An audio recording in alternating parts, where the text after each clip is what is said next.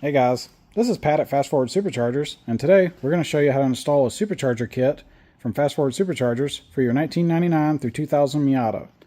Now this also works on the 01 through 05, they're almost identical on the NB chassis. There's a couple small differences and we'll go over that, but today we're filming a 1999 10th anniversary. So as you can see, we already have the intake manifold removed on this car. Now in the future, we're going to do video instructions that show you how to take all that apart, but today we're going to start with the car taken apart with the intake manifold removed, and we'll show you how to install the kit. So, as a brief summary of how to get to this point, you would disconnect your battery, you would come up here and remove your factory air box. There's several hoses for like fuel hoses, PCV valve, a couple of coolant hoses, things like that. There's a wiring harness, which you can see. We have the wiring harness pinned out of the way nicely, but you'll need to start unconnecting all that stuff. And eventually you'll get to your intake manifold. There's going to be an EGR tube in the back and an EGR valve. You'll take the valve off, and your tube, you'll unbolt that as well. And on the EGR tube specifically, if you come over to the exhaust manifold, it's hard to film, but it's down in here. There's a nut. You're going to have to loosen that, and I'll tell you, that's hard to get to, and it's going to be rusted from age. But you're going to need to get a crescent wrench or another wrench, break that loose, back that off. That allows the EGR tube to wiggle and move around, which is necessary to install the kit. You'll see another thing we do that we recommend: grab a couple zip ties and just zip tie it up out of the way. This gets it, because it naturally wants to hang down here, and that interferes with the installation of the supercharger.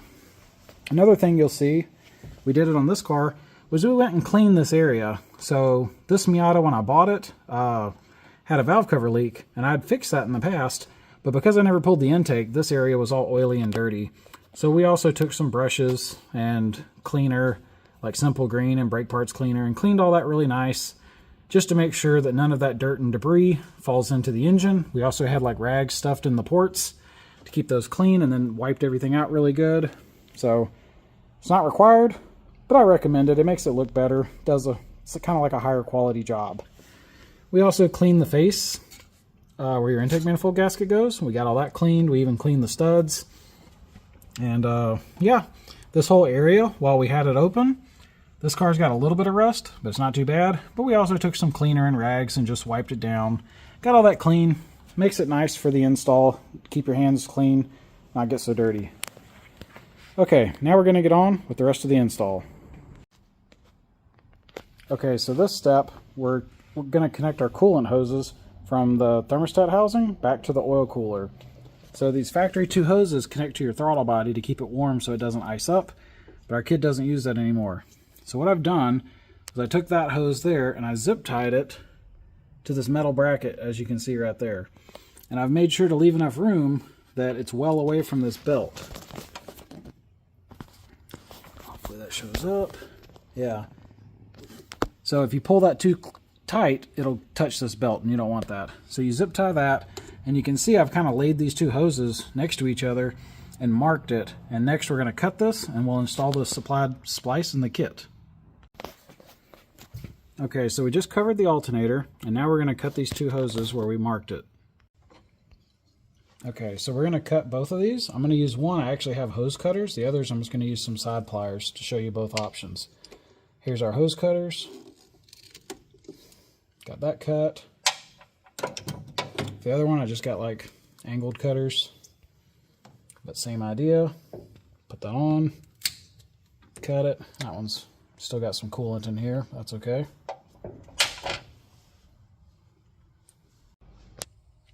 So now we got this cut, we're going to install our splice. This size changes depending on your kit, but because this is a 99 through 2000, it takes this 5/16 splice. There we go. Now we'll push it up on the other one. Make sure it seats all the way, like that. Next, we're going to move our clips up, these spring clips, like that.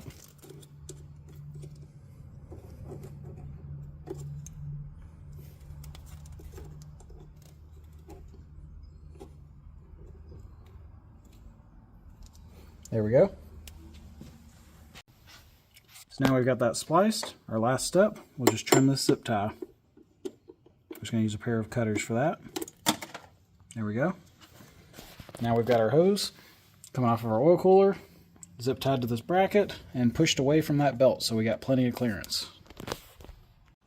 Okay, so now we're going to get our under brace. This is the intake manifold brace, kind of like the factory brace where it goes from the block to the intake manifold. This is the one for the fast forward supercharger kit. So you're going to have two brackets. This is the one that goes to the block. It's going to go like this, and it has two bolts, a long bolt and a short bolt. The long bolt goes in the top, the short bolt goes in the bottom. Those are included in the kit. One thing to mention, on your engine block, the factory brace only uses the lower bolt. So the upper one, there's a thread there, but there's no bolt in there from the factory. So what you may want to do, if your car is like old and rusty, is maybe run a tap in there and just make sure that the threads are good on your block. So anyway, we've already done that on this car, but let me show you how to do this. What we're going to do is we're going to pre-assemble this before we go put it on the car. So we're going to take our brace like this. We're going to grab one of our pinch bolts, install it like this. This is our brace for the intake manifold. It has a slot and a hole. We put the hole in the bottom, and we grab one of these nuts, and we're just going to like loosely, we're not tightening this, we're just kind of like putting it together so it'll stay in place like this. Now this is ready to put on the car. So we're going to install the intake manifold brace. So we're going to lower this into position. I'm going to come in with this bolt. We're going to put in the top bolt. This is the longer bolt. There it goes. I'm going to spin that up. Get a few threads started. Now we grab our shorter bolt. The shorter bolt goes in the bottom. Like that. Get some threads started on that one. Now, here we have a sticker that shows you which way it goes. You can take that off. We just do that for demonstration so you know how this goes on the car. Well, of course it tears in the video, but yeah, you can remove that sticker. And we're going to leave these bolts. They're just kind of loose, but they're in place. And once we get our supercharger installed on the cylinder head and all those bolts are torqued, then the last thing we'll do is we'll come back and snug all these bolts and then torque all these bolts. And these have, you'll notice that lower bracket, see how it moves up and down a little? That's for misalignment, and the other one on the intake manifold goes back and forth. So that allows everything to fall into place. So we also move this wiring harness slightly. Normally this runs across like that, so we just swing this over, kind of push it down into this area. It follows that curve. It's not a huge change, but it gives you a little extra space, so we recommend you do that as well. So another important step, this EGR tube is going to be hanging down here in your way, so grab a couple zip ties, these are included in the kit, and just run a hole like through this hole, and then wrap it around this hard line here for your brake booster, and pull that tight. It'll lift this up out of the way. You can see it lifts it well above the intake manifold, and this gives you plenty of room when you go to install your supercharger assembly that you're not running into that. We'll cut the zip ties and hook that up later. Alright, so the next step, we're going to put our supercharger assembly on our Miata. So we're going to look it over, make sure everything looks good, nothing's loose, nothing's missing. We ship these ready to go, so yours should be ready to go. One thing we are going to do, this surface here, we're going to clean that.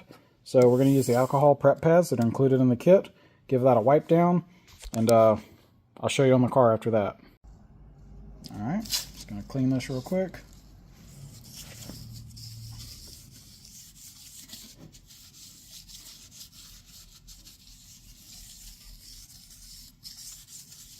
There we go. So we're about to put the blower on. We're just doing our final checks. This is what your car should look like on your 99 through 2000, and very similar for the 01 through 05. So we have our coolant hose as we talked about earlier. This is hooked up. We've got our splice in here. We have our zip tie installed, and we've got clearance between the belt and the hose right there. Our knock sensor wire is still in position. We have the oil filter off. I know it'd be tempting to put this on now. I guess you could. However, when you go to install these nuts in a minute, having this out of the way gives you better visibility because you're going to be under the car looking up. So keeping this out of here is favorable for that.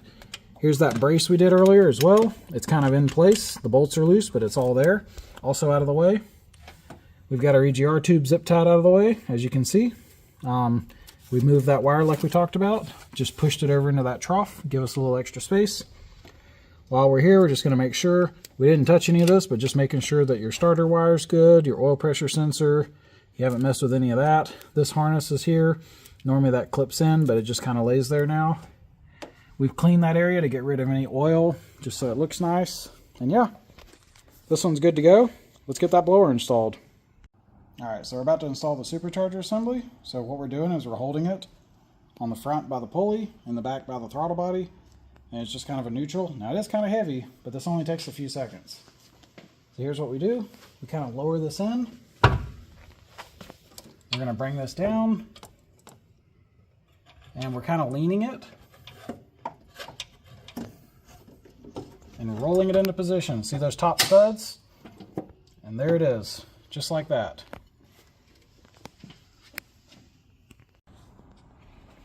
So now we've got our blower.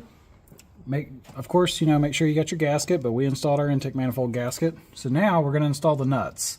So we're going to start with the top ones. We'll get those, you can see there's like a gap. If I push this, it'll close. Right now it's just like hanging on the studs. So we're going to install the nuts on the top. We'll snug them up just hand tight using a wrench. Then we'll do the bottom nuts.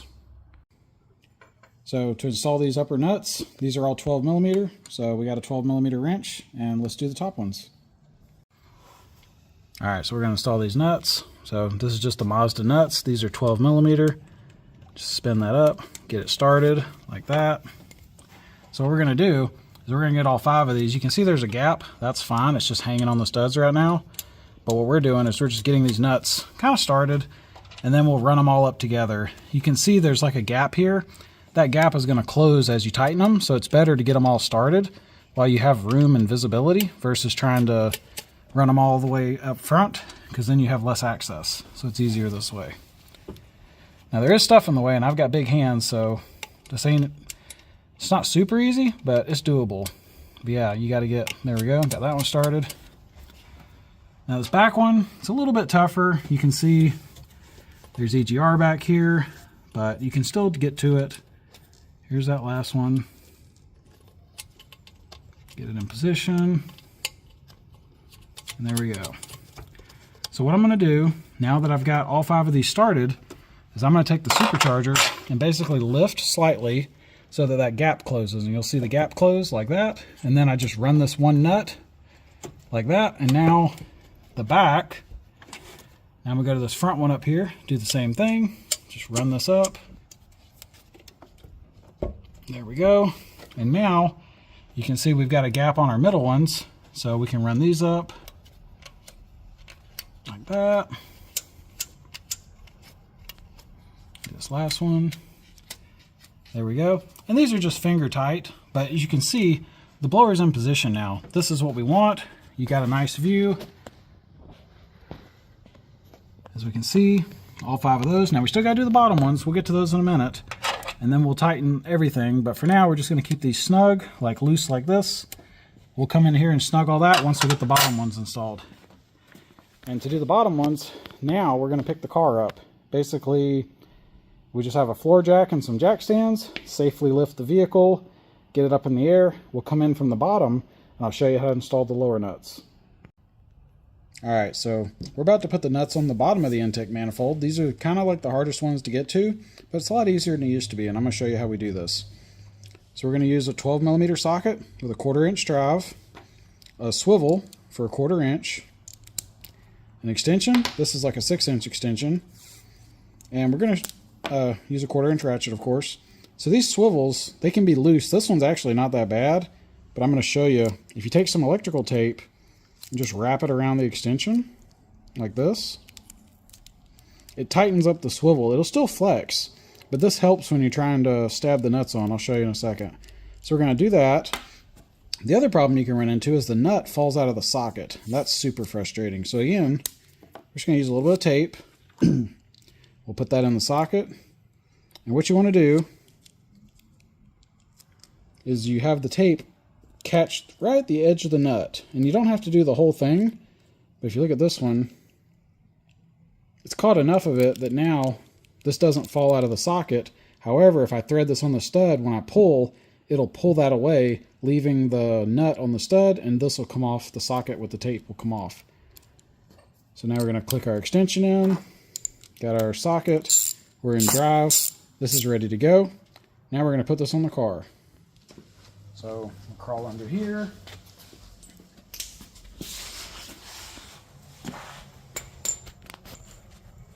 So we're working through the wheel well. We're going to be in this area, but there's also a hole up here, basically where the steering rack goes. There's this big open area. Let me get these rags out of here.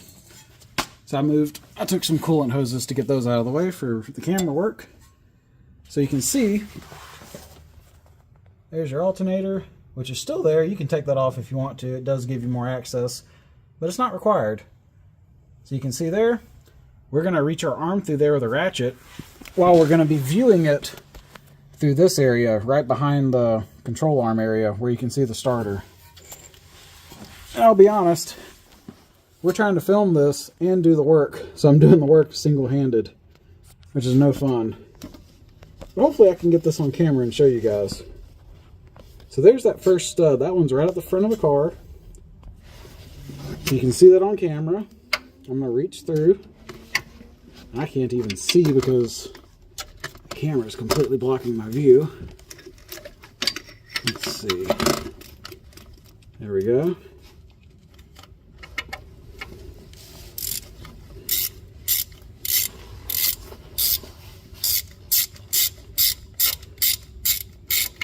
I don't think it's going. So what I'm doing back here, it's hard to show, I'm just spinning it with my fingers. I could ratchet it, but there it goes. Now I'm going to ratchet it. So it's snug. I've snugged it with a ratchet. Let me show you. Pull the camera back.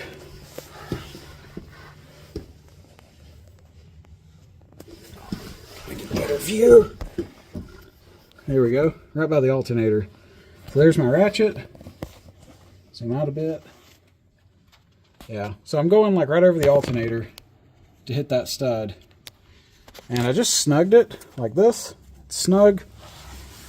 Now we're going to slide this off. I'm going to zoom back in.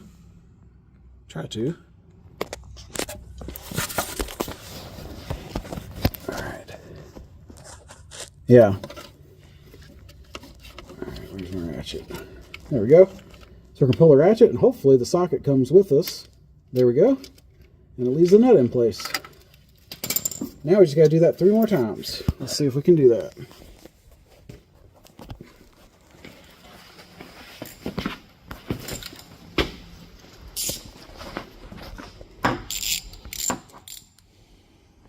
So, same as before.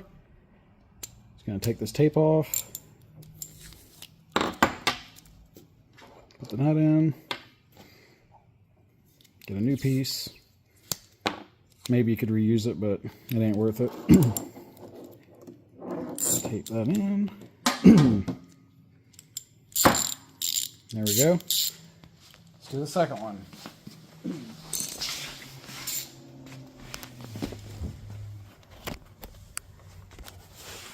Okay. So we're back under here. I'll zoom it in a bit. Get that in there. There we go. So there's a wiring harness right there, but there we go. Now you can see there's that second stud.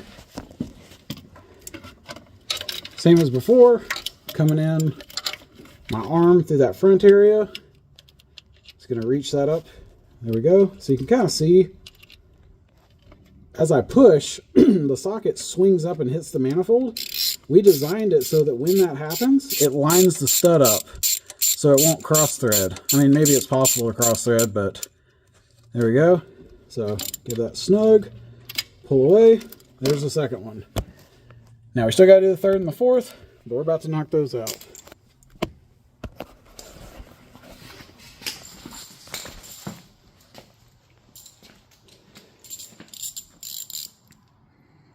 Let's get that ratchet off. So there it is.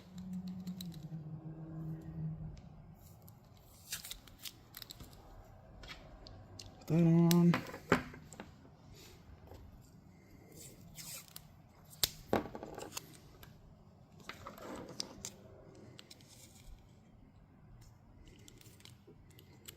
Got it taped. Put a ratchet. We'll do this again.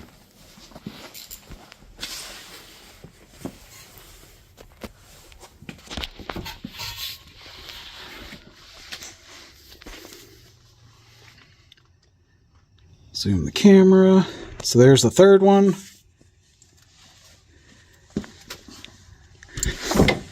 Same as before, I'm just reaching through that. My arm is going through, whoa, trying to zoom, is going through that area we talked about. There's that stud.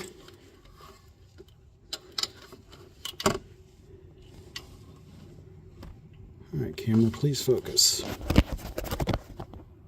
There we go, almost. Yeah, so just hit it, push the socket, start spinning it. Yeah, you can kind of see in the camera, I'm just spinning it with my fingers. There we go, snug it up, little wiggle. That one came off.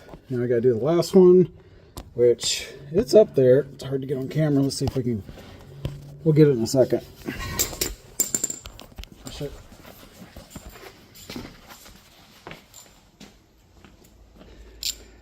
Okay.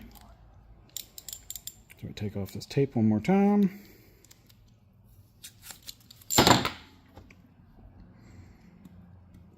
Get just another piece.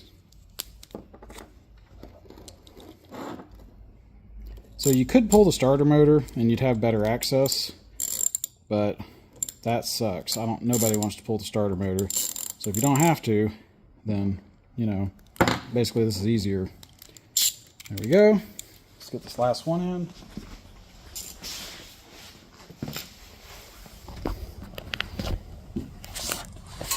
Oh, let's see if there's any way to see this. Oh, there is. It's not very good view, but let's see if I can get the... There it is. Out of focus, but let's see if there's a way to get that to focus. Yeah, it's hard to film. In person, you can see that pretty, like... Oh, let's try. Man, I wish I could get that to focus. Alright, that is the stud.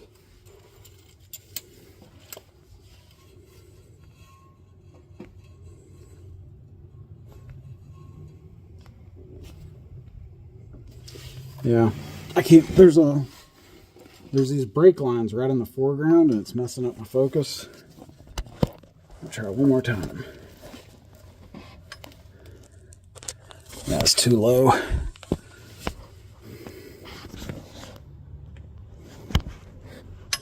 You can kind of see it there.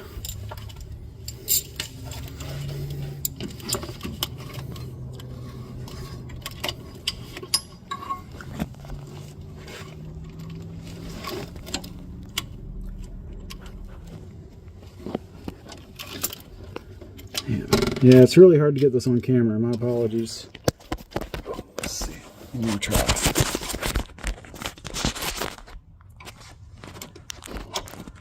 Okay, you can see a little bit right there.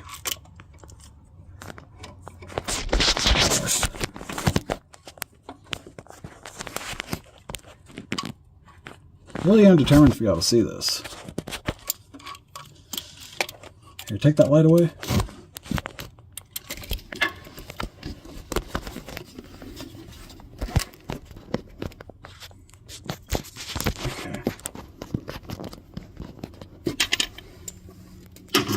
Kind of see it there.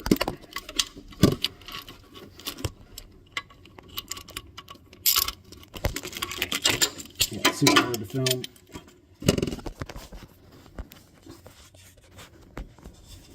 Oh, there's a view. So the difficulty in filming this is that I have to one-handed hold the camera, which is my phone, and then one-handed put a ratchet in there and try to spin this up, while the camera blocks my view of what I'm doing. But yeah, you can see here, I'm kind of just pushing. Yeah, just like, it just naturally like finds its home. And then I'm spinning this up with my fingers. There we go. So, I'm gonna go ahead and tighten this one. Pretty dang tight. There we go. Here's a view looking through there. Zoom this out a bit. Yeah, so basically you're just going over the starter motors, what you're doing, like that. But yeah, we torqued that one. Wiggle this, get that off the nut. Jump over to this third one, because we snugged it, but now we're going to like torque it. There we go. Torque that. Nice and good. Go back to the second one.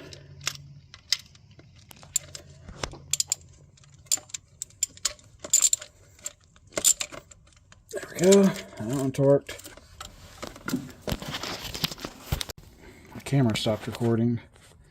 There it goes. Alright, so I think my thing bumped it. Now we're just going to snug that last one.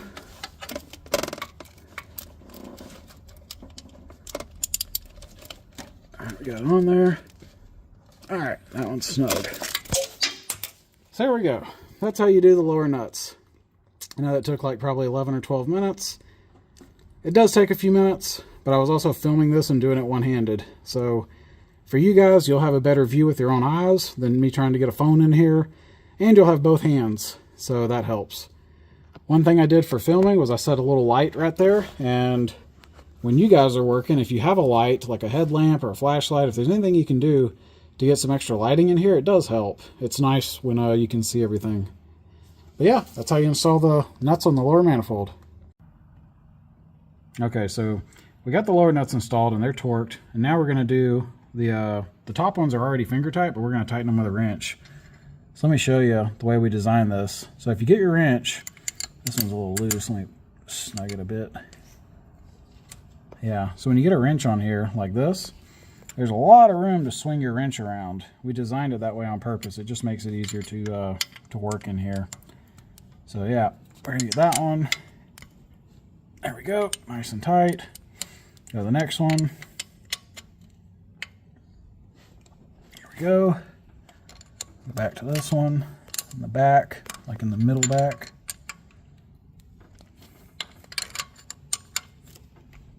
There we go. Catch this front one.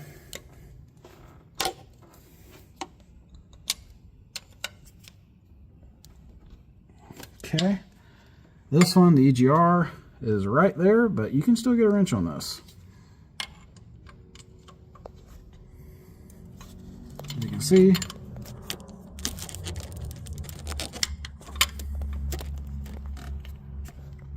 There we go. So now they're tight. We got all of those put on. And with filming and everything, it's maybe a 15-minute job. So it's not too bad, but you got to have the right tools. So for the top, 12mm wrench. For the bottom, a 1/4-inch drive 12mm socket, a swivel, and a 6-inch extension. And of course, a 1/4-inch ratchet. And there you go. Now you've got your supercharger bolted up. We're going to do the brace next. So we're just going to hook these coolant hoses back up. Again, this stuff's hard to film, but we're going to try.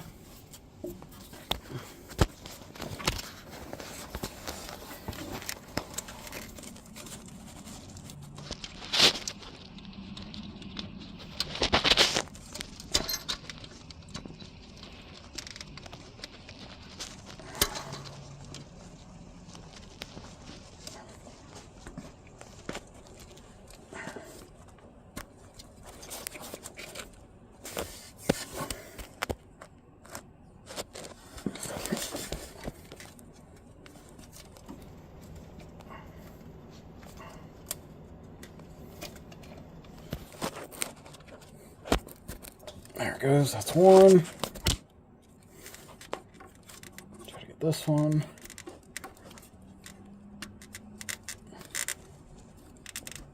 Okay. Now I just gotta get these clamps put back on. Which I'm not gonna film that, but you just squeeze them with pliers and put them back. And that gets our hoses hooked back up. Okay, so we just got the supercharger bolted up. Now we're going to install our intake manifold brace. So the lower bracket, we did that. We put that in the block before we put the blower on. And it's got the bolts, so just like hand tight. And then we actually had the brace in the video, but we took that out to make more room for filming. And it's probably easier that way. But we left the bolt in it. So here's the nut that goes with that. And then the upper bracket, we already have the bolts in, but again, they're just like finger tight. So when we torque everything up, we'll use a 6mm hex with a 6-inch extension and a ratchet to tighten those. These are the pinch bolts, just a 14mm, and then the hex that goes into the block, those are also 14mm. So you could use a wrench or a socket, you have access either way. So let's get those put on. Alright, so we're going to install that lower intake manifold brace. So you can see we got the nut just kind of hanging there. So we're going to take our brace, reach in here, slide that into place, push our bolt through, grab the nut, reach over here, get that started, hopefully. There we go.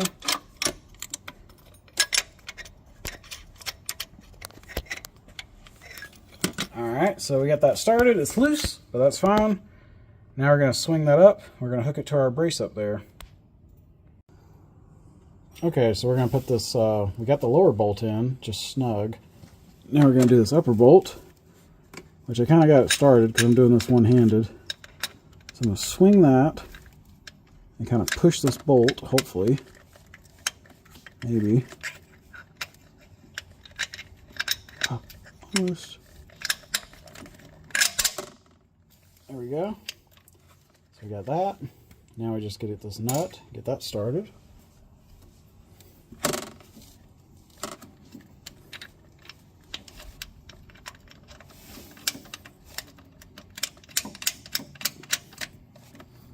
There we go. So it's just kind of hand snug. That one's hand snug.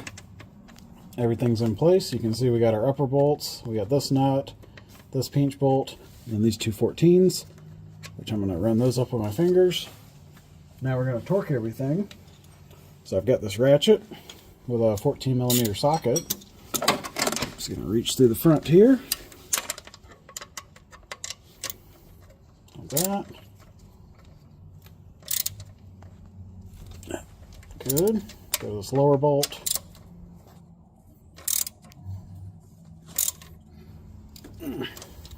You could use a torque wrench, but honestly, I just tighten the crap out of them. Probably like 20, 25 foot-pounds, maybe a little more.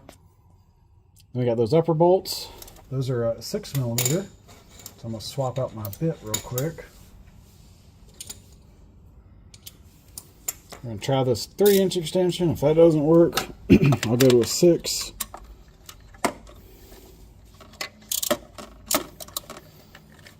Actually, this looks like it works. I think it's easier with a 6, but there we go. That was nice and snug.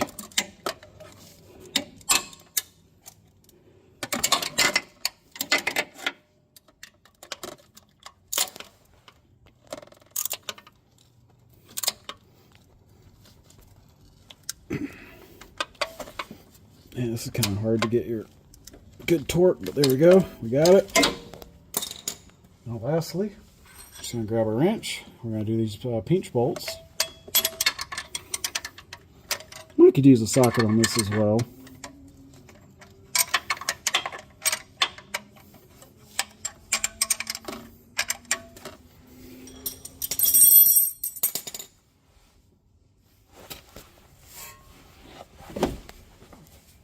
Socket.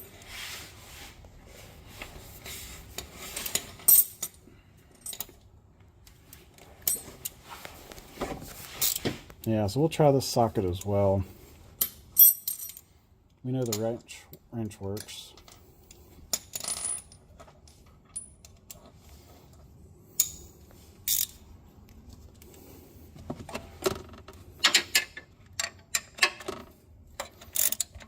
Oh yeah, that works too.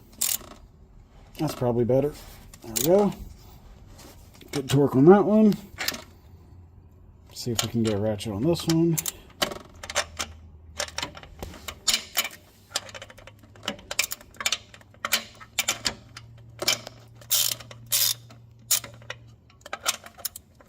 There it goes. Took a minute to get that on there.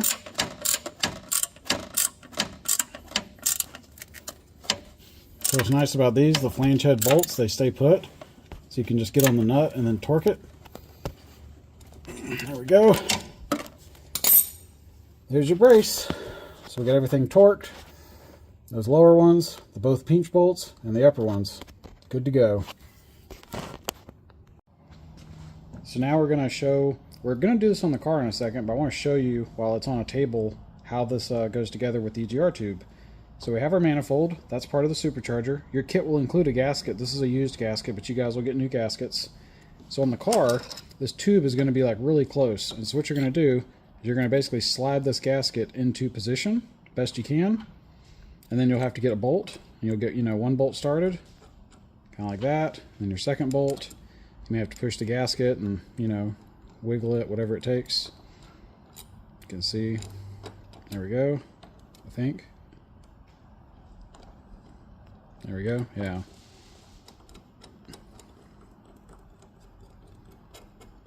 So you'll run those up and then torque them.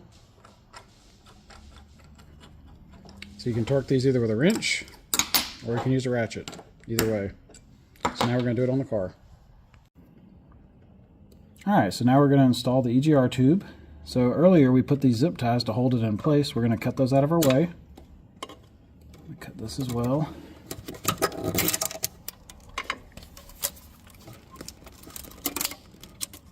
Maybe. There we go. Got the zip ties out of the way.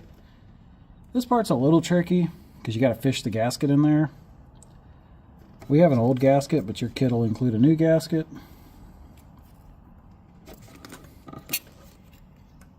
I'll do that. Drop the bolt. That's actually part of the procedure. Pick it up.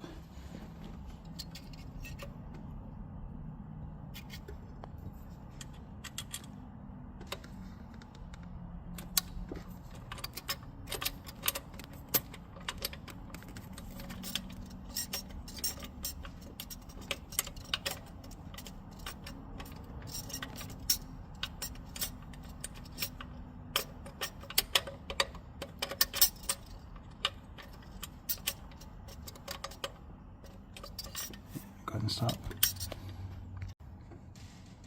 Alright, so we got those zip ties cut. You can see our tube, I'll just show you, but it's basically in position and it's loose because we have that nut loose. So this allows us to adjust it because it's not going to absolutely perfectly line up with this, but you'll be able to push, pull, lift it up and down and get it to line up. So what we're going to do, we're going to slip our gasket in place. It'll roughly stay in the right spot, but you may have to adjust it a little. And we're going to put a bolt in, and you got to get it through the gasket, which we just did. And then you're going to have to find, which I just got lucky that that worked, but I just lifted it a little bit, and in this case, that was enough to get the bolt started. Let's see if the next one goes as easy as the first one, because we got to get that gasket in place.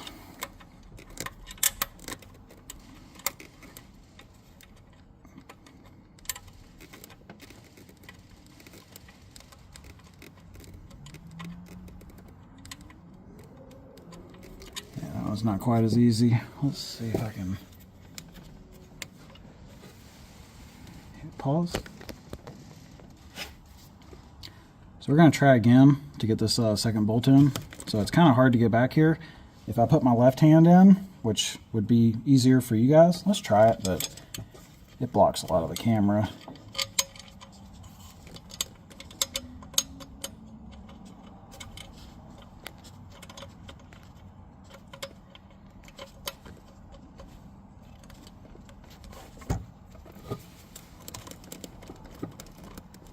I think I got it. Yeah, I think I got that. Let's see. Oh, I got it.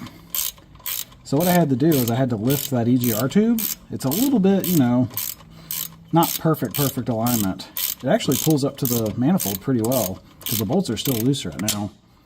I can move this, as you can see. It actually lands like pretty good. But it is a little bit in a bind, so those bolts, when you're putting those in, once you get it through the gasket, you may have to like lift, pull, push a little bit to get your EGR tube to line right up so you can get those threads started. But it's easier to do with two hands. That was kind of what helped. I used like my left hand to lift and push on that and kind of wiggle it, while I use my right hand to get the bolt in. That one's pretty loose. I'll just spin that with my fingers. There we go. And so yeah, you can see I'm using a ratchet wrench, but you could just as well as use a box wrench, and you could probably, let's see, yeah, even a ratchet would work as well. Torque that. There we go. So now we got those torqued. That's your EGR tube. Okay, so for the next step, we're going to install our crank pulley. And so we got to take these stock bolts out first. So we're about to show you that. I've got a 10mm socket, like a extended length, like a long set socket. So we're going to put that on there. And I have not broke these bolts loose in a long time, so I don't know how this is going to go. I'm sure they have Loctite, but let's see if we can break these loose. Okay, no, that went good. Let's see if we can get the next.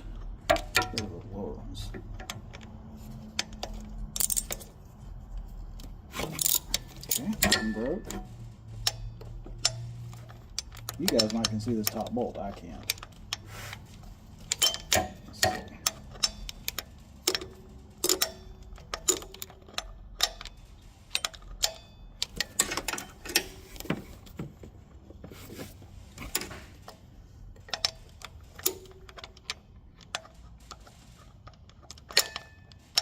Man, that's crazy, I can't. There it is.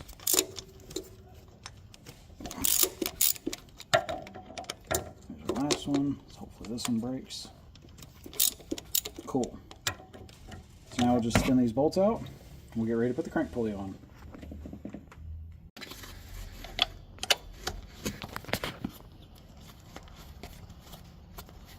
I'm just spinning these out with a socket. So when we go to put the new pulley on, it's going to come with new bolts because we're adding the pulley, which makes it, you're going to need a longer bolt, but we include those.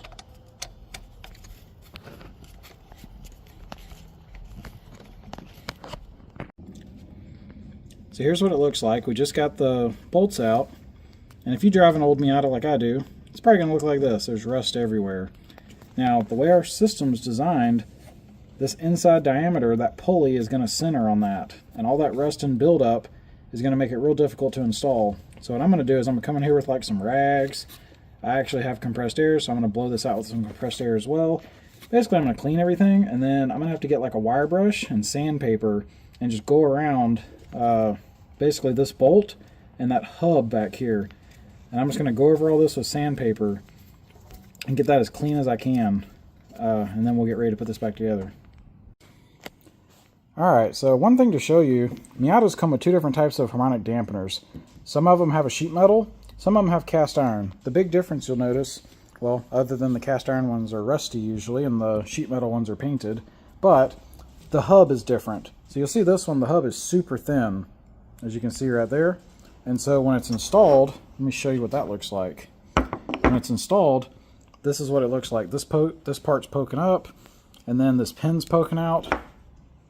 Now if we do this on the cast iron, I'll show you what that looks like. That's how these look. So the bolt, you'll see your dampener bolt right here, and then that pin, you'll see the hole for it, but you won't see the pin poking out. It's like recessed. So if you have this type, then your supercharger pulley just goes right on. However, if you have the sheet metal, which this is what my 99 Miata happens to have, you have to install this spacer. Now this spacer, on the inside it has two different diameter bores. They're almost the same. They look, you can see a step machined in here, and you'll see this text. When you install this, you should be able to read this text. So I'll show you on this car, or on this part. There it goes. You can read it says installed correctly, so that's right. If you put this in backwards, don't do that. That's not how it goes. The reason these steps are slightly different, when you run this spacer, that back bore on this side becomes hub-centric with this piece, which this piece is on the crankshaft, so it hits this and it also catches the dampener bolt. And then the new pulley will become hub-centric to this. That's why that's important. If you're running this one, the pulley is also designed to where it will become hub-centric with this, using the harmonic dampener bolt. So either way, you're hub-centric, but you do have to use a spacer if you have the sheet metal harmonic dampener. Also worth noting, not shown here, but if you run an ATI harmonic dampener, we do sell a pulley setup that fits with the ATI harmonic dampeners. Just send us, it's actually on our website if you go look at under crank pulleys. And if you have any questions, just send us an email, pat@fastforwardsuperchargers.com. So earlier we showed how this goes right together. Now these parts are in clean and in good condition. There's really no rust on any of these surfaces. So I'll show you, but like this one, that drops right on, and then this guy goes right on, no problem. However, my 99 Miata, it's all rusty. So we include a wire brush in the kits, and I'm about to show you that, but basically we're going to go in there with a wire brush, we're going to scrub as much rust away as we can, and then we're going to take a piece of sandpaper and just go over all this with some sandpaper, try to get as much of that rust off as possible so these parts install easily.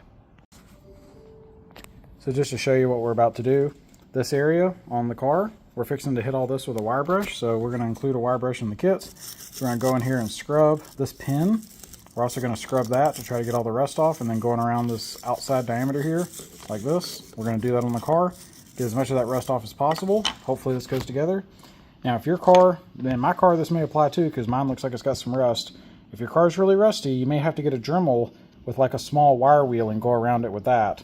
I have that here as well, so on your car, if you try sandpaper and a wire brush and it's still too rusty, then you may have to get in there with a Dremel to get all that rust off.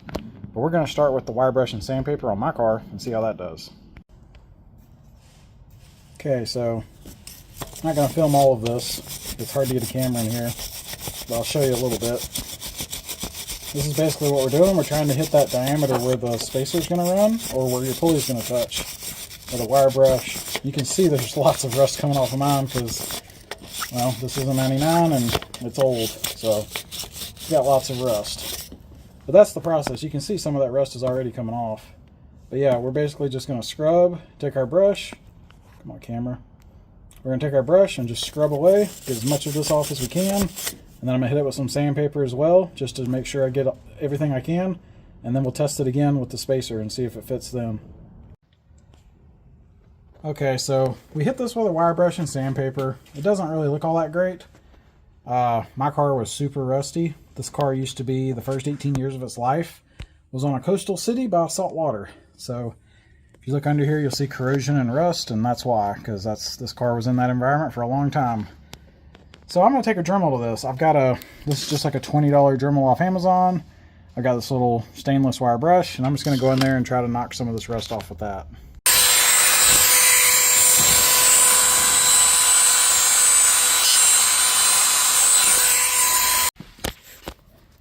Okay, so my car, like I said, mine was super rusty. I ended up having to use a Dremel. So I took my Dremel and I went around all this metal and that pin up here and just hit it with the Dremel. Got all that rust. You can see it's like shiny metal now. And yeah, you may have to do this on your car. It depends on, this is kind of a worst example because like I said, this thing was by the coast for 18 years. You can see, I mean, I wish my car didn't have rust, but that's just the reality. But anyway, we got that rust off. Now I'll show you. So you can see it says correctly installed. So you should be able to read that when you put this on. If you flip it the other way, you will not be able to read that. You will see there's the 4 holes for the bolts, and there's that small hole for the pin. So we're going to line that up, hopefully. I think that's it. Yep. That's it. So it's seated. This one's still a touch tight. Like, it's not loose, like to get this off of here. It will come off. What I did, so I'll show you guys. If you have to take this off for some reason, if you get like a screwdriver and poke it in one of those holes and bend, it'll pop it loose. But anyway, that's the spacer installed. We know it's right because you can read the text. Now we can put our crank pulley on. So now we're going to put the crank pulley on. In our case, we did need the spacer, so we got our spacer on. And I went and test fitted this just to make sure it goes, and it does. So now we're going to film it.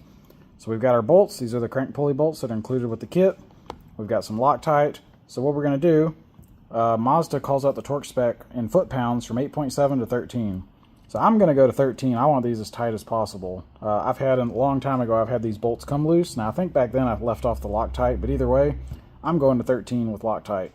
So I'm going to show you guys how we do this, and we got our bit. That's a 5mm hex, I believe. So what I'm going to do, I'm going to start with the first bolt.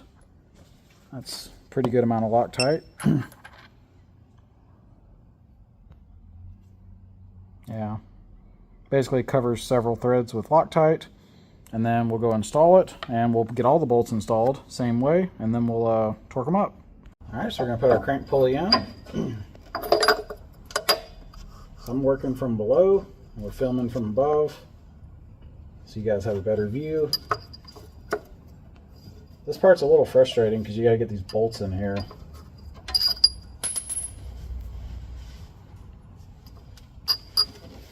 And there's a sway bar in the way. So these, what I should have done was taken these AC lines out. It would give you a lot more access.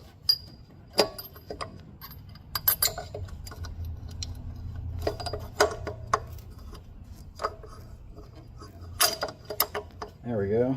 There's one bolt.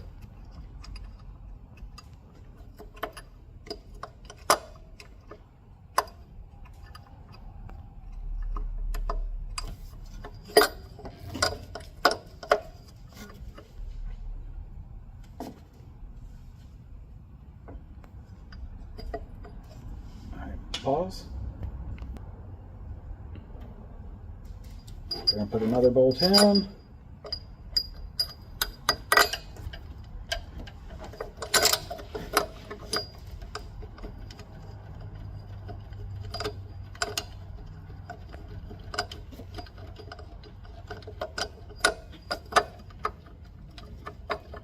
So when you're doing this, I made sure it was hub centric. There we go. Now that one bolt is run up all the way, it'll quit moving on me, so these other bolts won't be so bad. Hopefully. There's that one.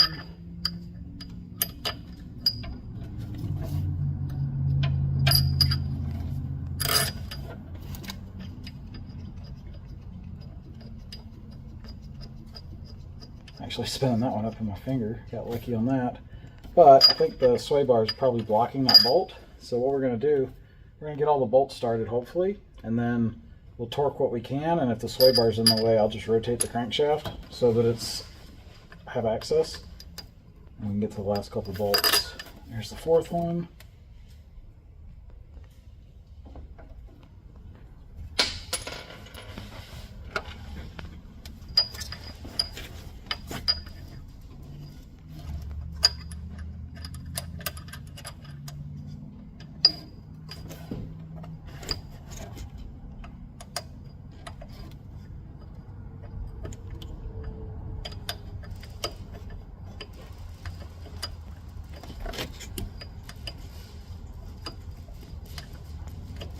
There we go. I think we got that last one started.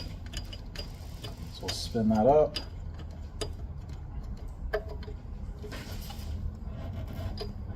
Okay. And that first one we got started, we haven't actually run it up all the way, so let's do that. Hopefully. Yeah, so when you guys are doing this, if it's like too much of a pain, you could always loosen up the sway bar and get that out of your way. That would help. It's like 4 bolts, I think, to undo the sway bar mounts. And my car has AC, so I've got AC lines as well. Those are right in the way. But you can work around this stuff. There we go. Got that one going in.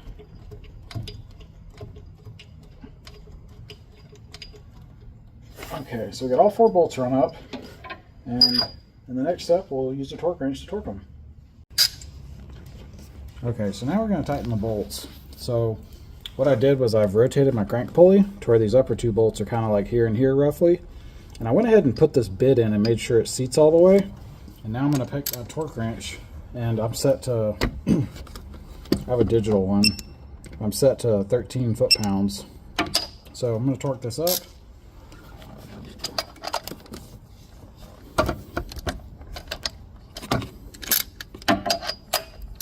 There we go.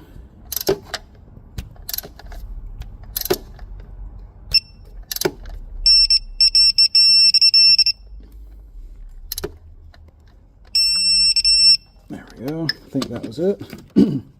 Yeah, we went a little over. So that one's torqued. And you just repeat the process for all 4 bolts. Okay, so now we installed that EGR tube. We put the 2 bolts in the manifold over on the supercharger side, and we loosened this earlier, so now we got to tighten this back up. This is like a 22 millimeter wrench. If you have a 22, it's great, it helps. You can just use an adjustable wrench. I do happen to have I have like a combo wrench that's got a 22 on one side, so I'm going to use that. You have to like flip it back and forth to get like a 1/12 of a turn at a time. So, and it's rusty because this is an old car, or mine's rusty. But yeah, we loosened that earlier, so we're just going to tighten this sucker rack up all the way so you don't have any leaks.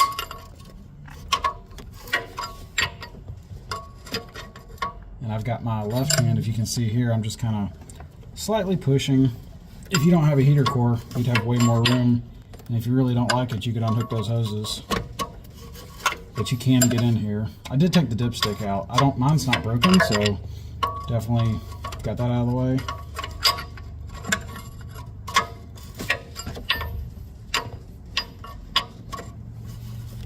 Oh, there it goes, starting to snug. That's actually it right there. A little more. There we go. That's it. Okay, so we're going to do some of the wiring now. One of the things we do in this kit, this piece of plastic that goes where the fuel injectors go, we're going to remove that. So basically, right here, there's some electrical tape, and then back here, same thing. So we're just going to take that tape off, and then these little, you can see these like click in. So if you just take a pick, see if I can do this on camera one-handed. Yeah, well, that one broke. But basically, you just pry those up, and this will unclick, and just going to take all that off. Makes extra room for the kit.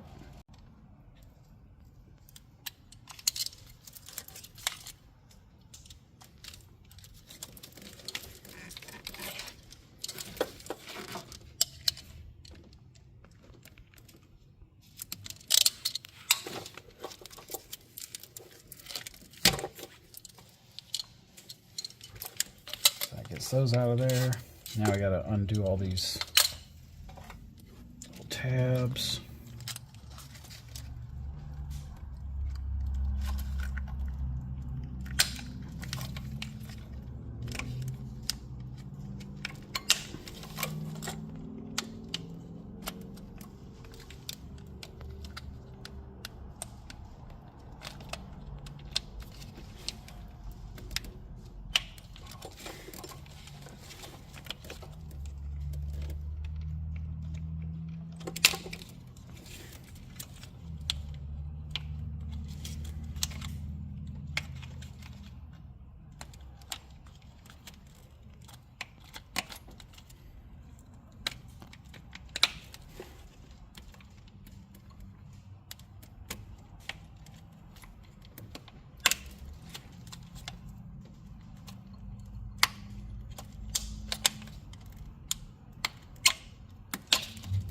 There we go. Oh, one of these clicked back in. That's good. There we go. That's what that looks like. And this should just come apart. I've never... Yeah, let's see.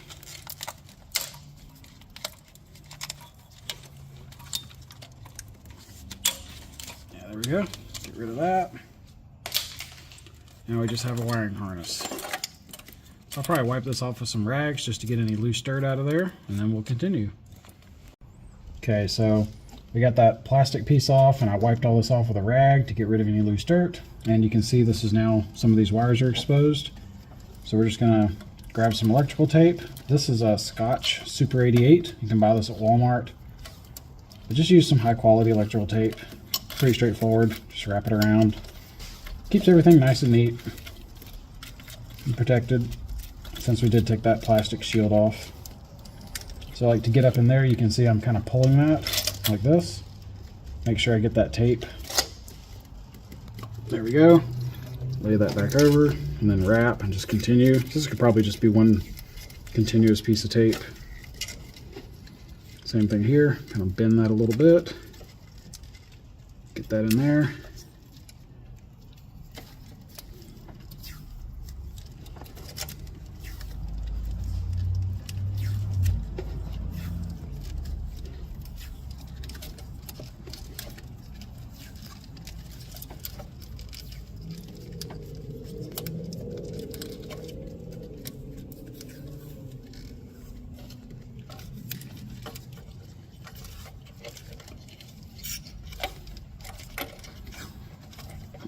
we go.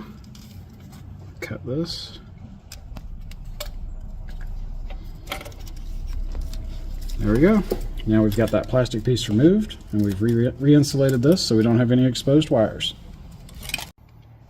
So now we're going to talk about the next part of the wiring. So this last one, we just removed that cover and wrapped it back. This one's a little more involved, but it's pretty straightforward. So here on this harness here, this is the big harness. This is the one that goes across your engine. And then these two plugs, this is your crank position, and that's your power steering pressure switch. And then on the very end, right here, that's your mass airflow and your air temp sensor for the NB Miatas. These wires used to go on the driver's side where the stock airbox is, but now they're going to go on the passenger side because we have our cold side cold air intake. So we need these wires to come over here, but these wires still need to go to the driver's side. So what we're going to do is we're going to take off these plastic clips, we're going to take off the split loom and electrical tape, and just pull those wires back to right here. And we'll rewrap it with tape, and that way we have these wires for the crank sensor and power steering pressure switch. They'll still go where they always did, but now our mass airflow and air temp sensor will split off here, and they'll come across and go to our new air box. Okay, so let's do this harness. So we're going to get these plastic things out of here.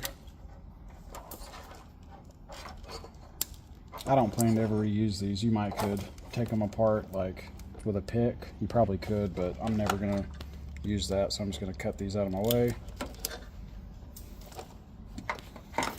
And I'm not sure, this car's old, so we're going to try to peel this tape, but if not, we'll just cut it. I don't know if I see the beginning. Yeah, it looks kind of old.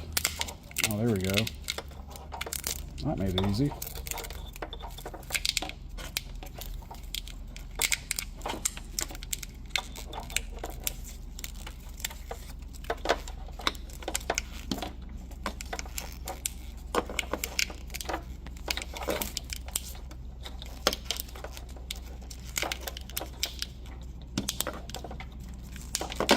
Put a lot of tape on that. All right.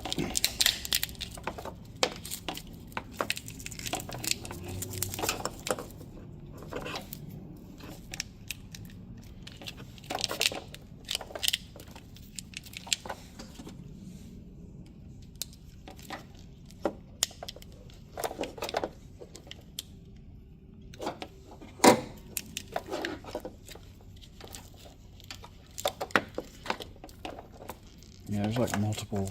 There it goes. Now it's going.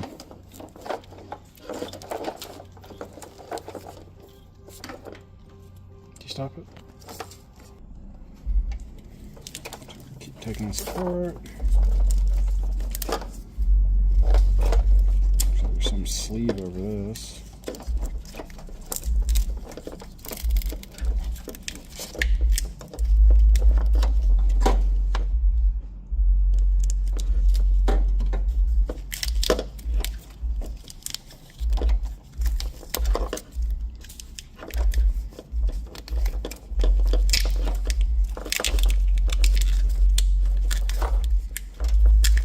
Yeah, it's a fairly straightforward process. You're just peeling back piece after piece.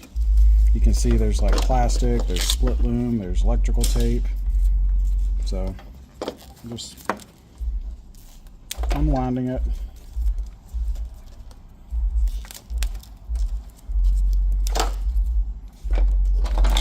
Here we can see now we have access to these two wires, mass airflow and air temp sensor. Now we got to get past this spot, and we're going to pull it back to here. See if that twisting like we did earlier works. Kind of. Yeah, see how it's like cracking the tape.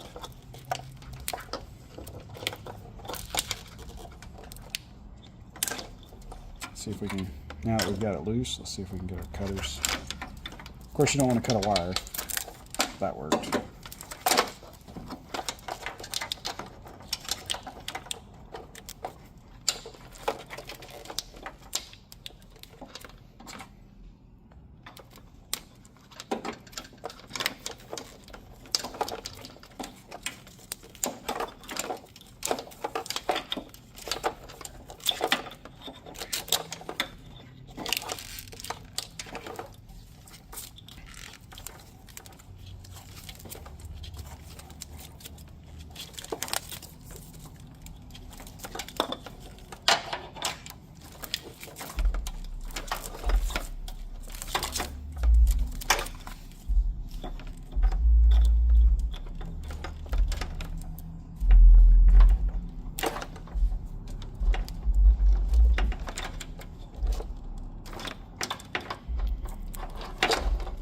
go.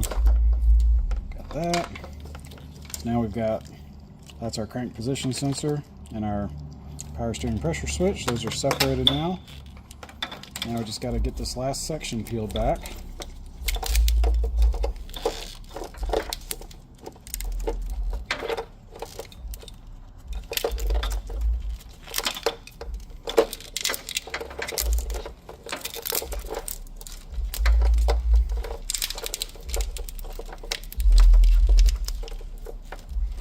Just like some spots are brittle and some spots are not, and it's probably because some areas of the engine bay are hotter than others, would be my guess. Oh, there we go. I just pulled it and it came right off. Just clean that up a little bit.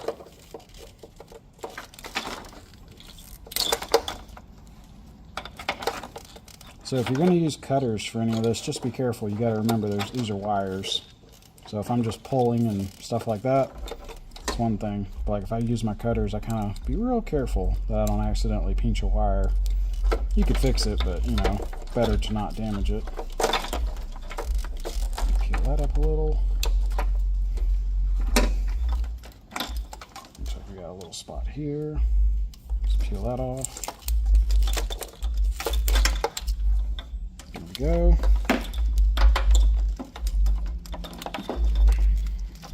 Looks all twisted up, but see if we can.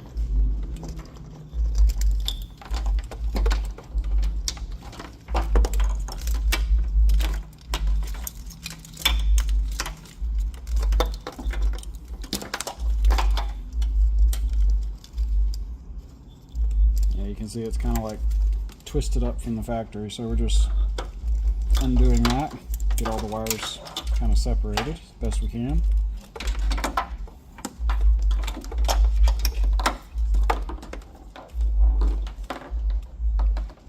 Yeah, I don't know if that's really gonna untwist.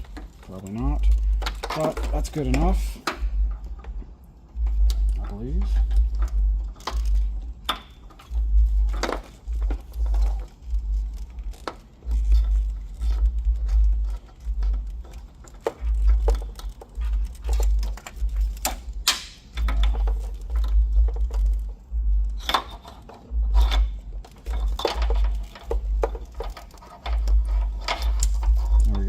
So we've got, there's our crank sensor and our power steering switch over here. Now we've got these wires separated. So in the next step, we're gonna apply electrical tape over this. Okay, so this is our mass airflow sensor and our air temp sensor. And one thing I'm gonna do, I'm just gonna pull like this and kind of push these. I don't know if every car is like this, but my car, these wires are all like twisted up from the factory. And so I'm just trying to like create a little distance, you know, so that I have more freedom here, which that should be fine. That's a lot better than it was. So just straighten that out a little.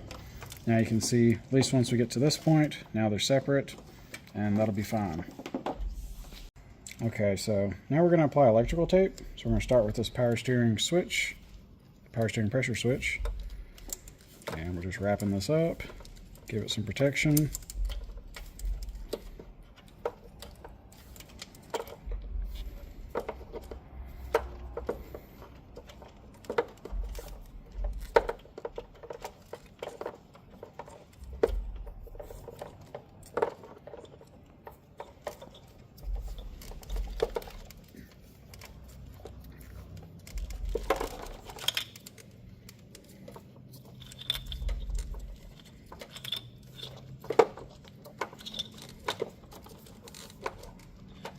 So I got in close. I'm going to cut this.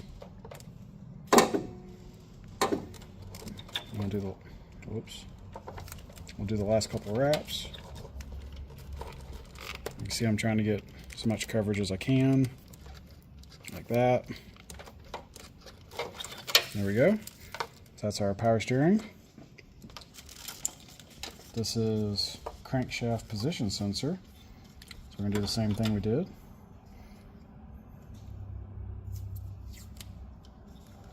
Come up here.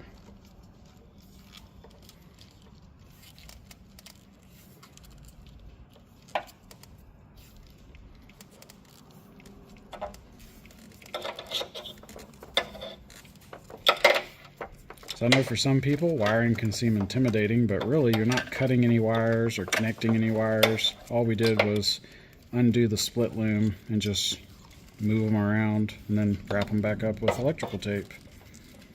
So it's actually not too bad. Cut that.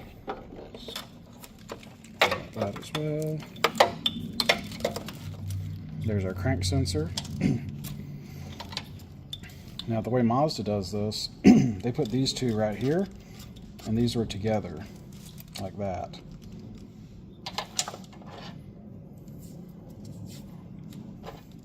You can kind of see that's where they were squeezed together. So I'm just going to do the same thing. Grab some electrical tape.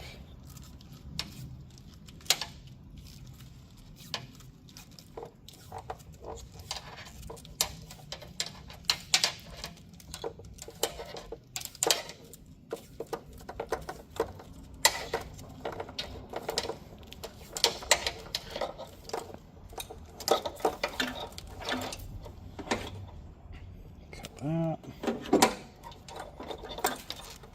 Those last couple wraps. There we go. So here's a crank sensor, power steering pressure switch. These are good to go. Now we just got to do these last two wires for our mass airflow and air temp sensor. Okay, so now we're going to do, this is our air temperature sensor wire. Same as the others, we just start here, grab some electrical tape, get these wires wrapped up, keep them protected. You can see I'm doing like an overlapping pattern. Once you get the hang of this, it's actually pretty easy.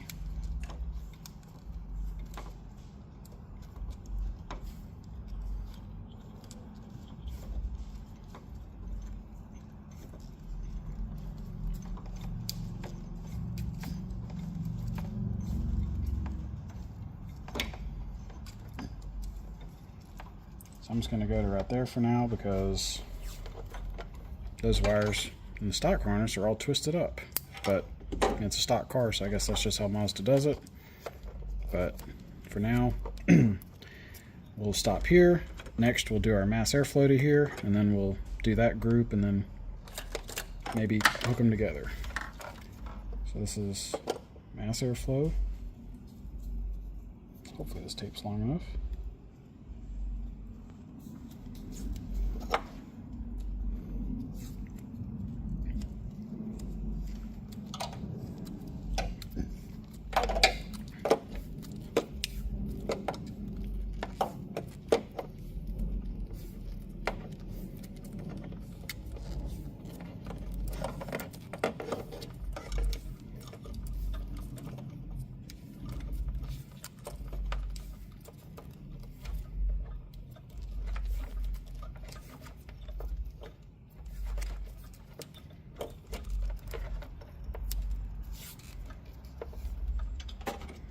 Give that a cut.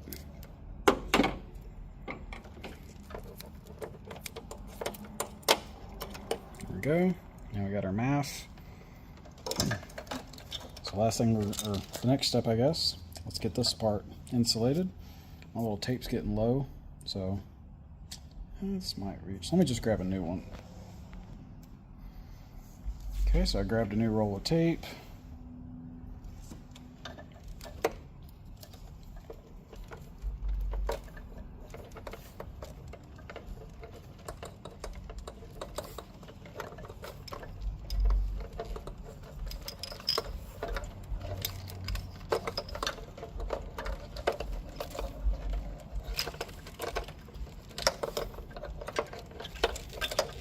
So I'll show you how you do this. So you basically, you just kind of, it's like a Y. So I'm going to go across like that, wrap that spot. And when I do the tape, I pull it a little bit so that it stretches and kind of like fits tightly. And then here, I'm going to wrap it up like this. So what you're doing is you're kind of like reinforcing this Y.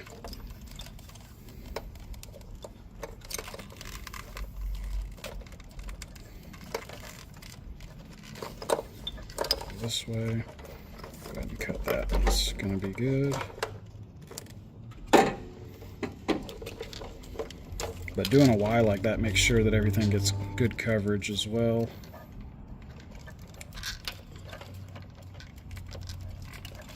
Yeah, you can kind of see how that turned out. There's really no exposed wires. That Y wrapping it like that does a good job. And that's it. So now we've got crank sensor and power steering pressure switch. Those just go like they always did. These two are going to go the other way towards the passenger side, and these will hook to our airbox now. So one other thing, this little clip, this bolts to the stock intake manifold, but you know, we don't use that anymore. So I'm just going to remove that as well, get that out of the way. And then this, I forget, I think that clicks into a bracket or something, but again, it's not there anymore. So just gonna get these cutters. You could probably peel this, but there's a gap. Looks like there's a gap.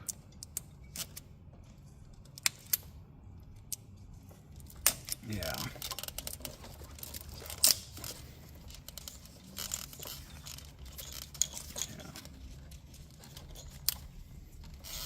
Same thing here. Actually, it's probably easier to go this way. Yeah, that is easier.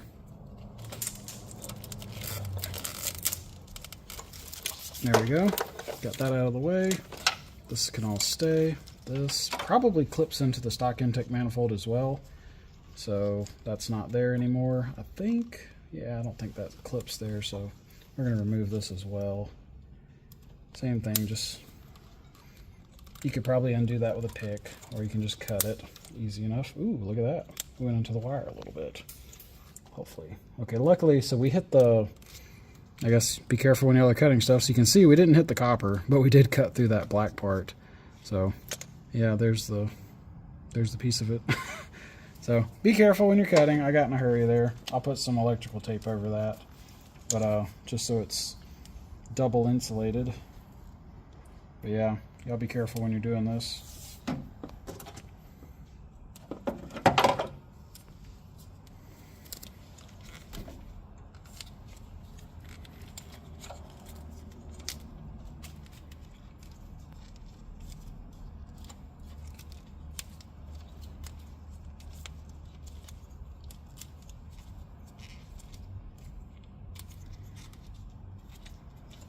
Cut this right here.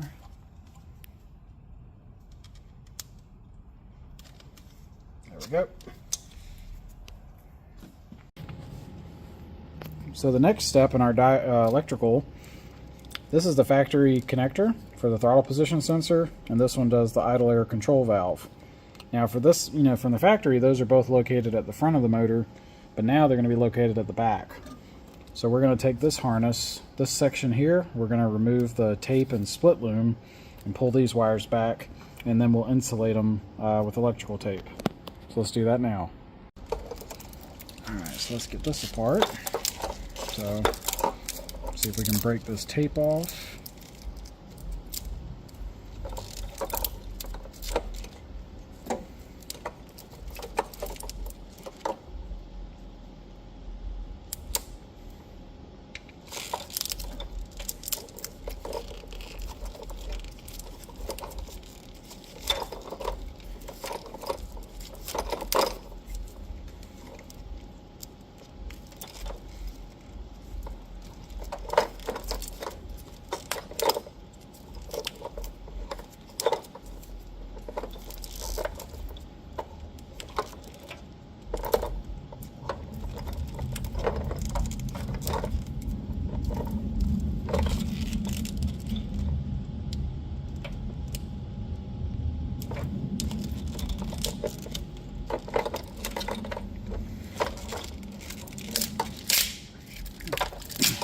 There we go.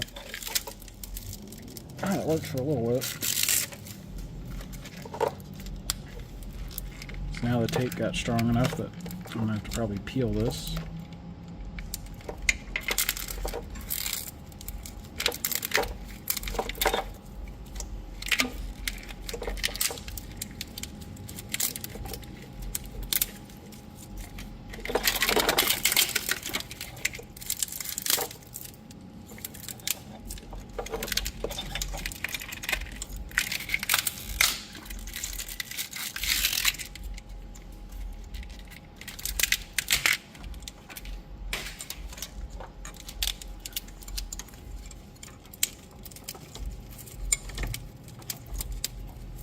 There we go. Now, these are the two, so it looks like there's a bunch of tape here. We're going to have to peel this back.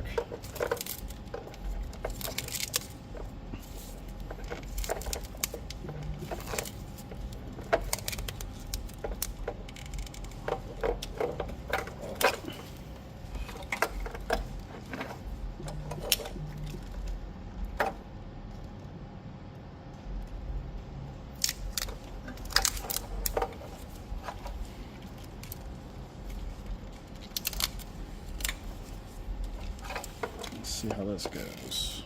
These two. You can see from the factory they just kind of twist this up a little. It's not super organized. So I'm just kind of pulling. Let's undo this. Maybe we can do this a little better. Let's see.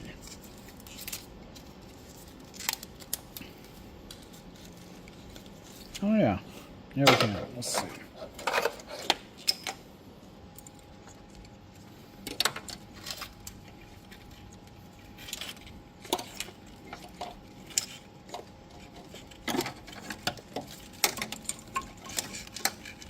Just going to kind of do the best we can with that. This one,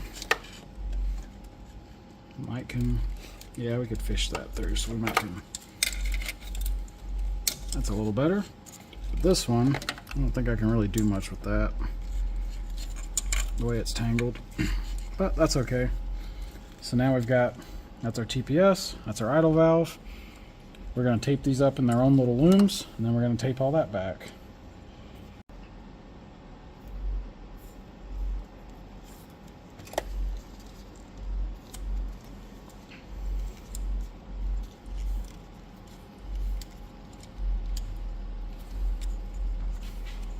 So you can see I'm kind of pulling on this a little bit, and it keeps the wires kind of like naturally supports the wires. Makes it a little easier.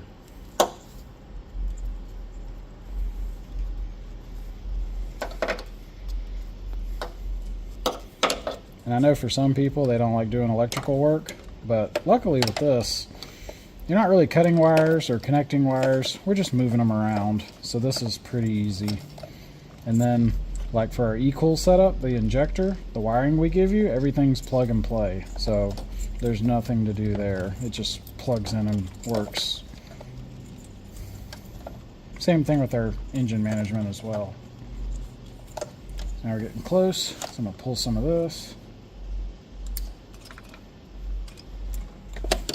Get in here.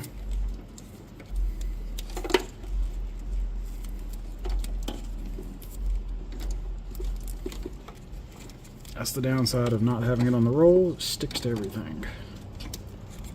But when you're in a tight spot like this, you can't really, you don't have room to move that roll of tape around. As you can see, we're getting that pretty close. There we go.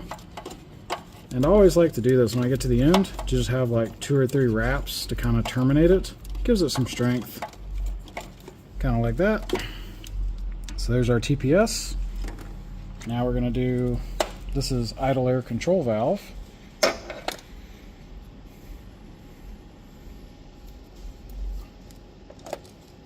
So you can see we start on the rubber or plastic sleeve.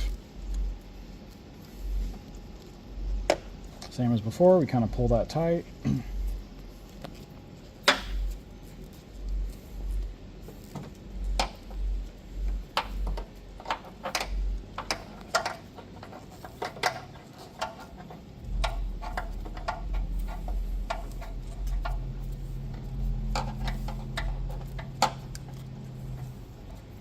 I'll mention, so at this point I do have the car on jack stands, so to me this is a little bit easier because I'm standing upright. I'm not having to, like, you know, if my car's Miatas are pretty low, especially if you have yours lowered, you'd be bending over while you're doing this. So having it up on jack stands, it still isn't perfect, but I think it's better that way.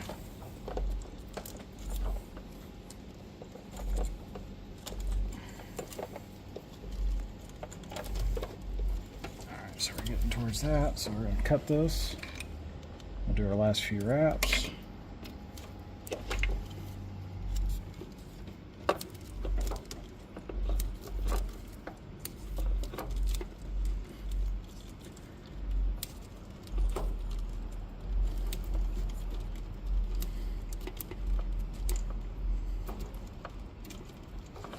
There we go. So now we got our TPS and idle air control valves. These have been redone. That looks fine.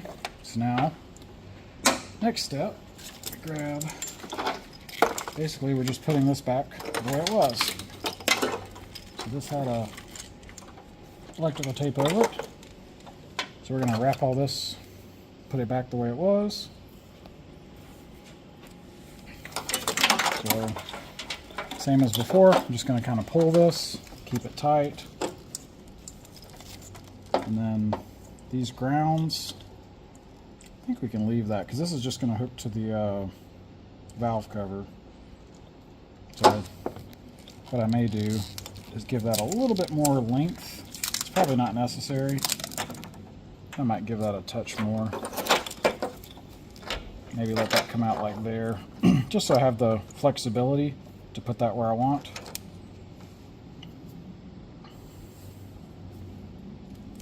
Start with this.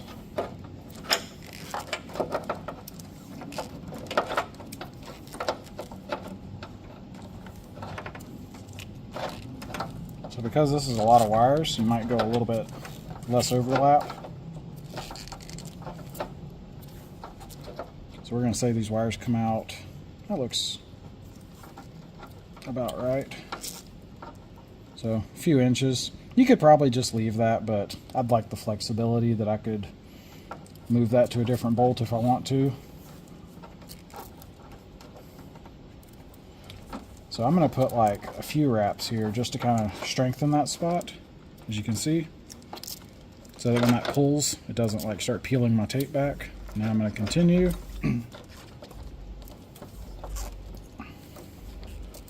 You'll see when I do this, like I pull up and wrap it around, so it makes the tape tight. It's not loose.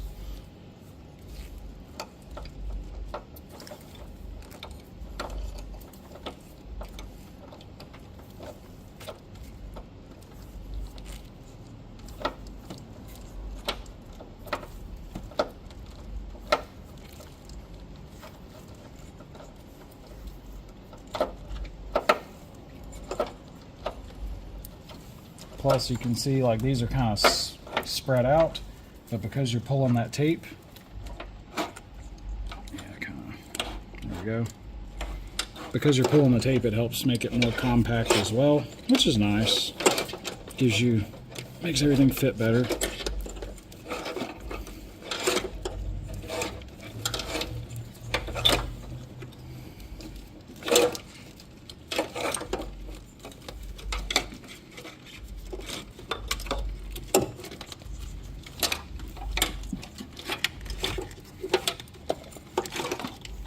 So that's where those wires come out. So I'm going to split those, go there.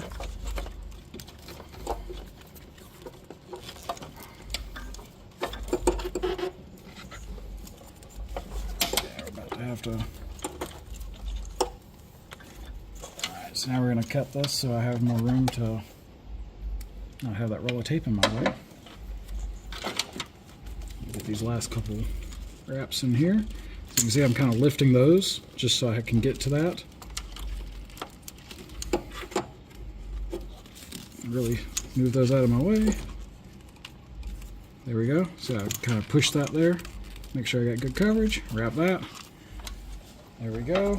So now you can see we put this back. These have everything's like sealed up. This is back like it was. And now we've got our TPS sensor and idle air control valve coming out of the back of the harness, so we'll have plenty of room for those. Okay, so we're going to take off the idle air control valve, and I'll show you what not to use, which is a number 2 screwdriver. This is like a common size, and if you look, it kind of looks like it would fit, but this is really loose. Let me show you what you actually need. This one, I believe, is a number 3, but it's much bigger. And when you put that in there, you can see it fully like engages with the bit. That's what you want. Way less likely to strip it. You may get lucky using the smaller bit, but what I would recommend, I've had these stripped before, so what I recommend, make sure you have a big screwdriver. So you should be able to twist to take it apart, But let me show you another way you can do this. What you do is you put like one hand right here, and then while you're twisting this, you're going to hit this with a hammer. And it puts, what that does is when you hit it with a hammer, it's pushing the screwdriver into the screw, so it's less likely to strip, and that impact also helps to break the bolt loose. So I'm going to try this. I don't have this thing clamped to the table. If this doesn't work, then I'll clamp it and we'll try again, but let's just see. Yeah, that worked. So that one's loose. Let's see if it works on the next one.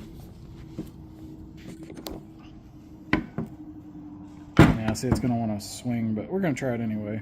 Let's see if that did it. Yep. Now, if you clamp this, if you guys have a C-clamp or one of those like ratcheting clamps, if there's any way you can hold this, that does make the job easier.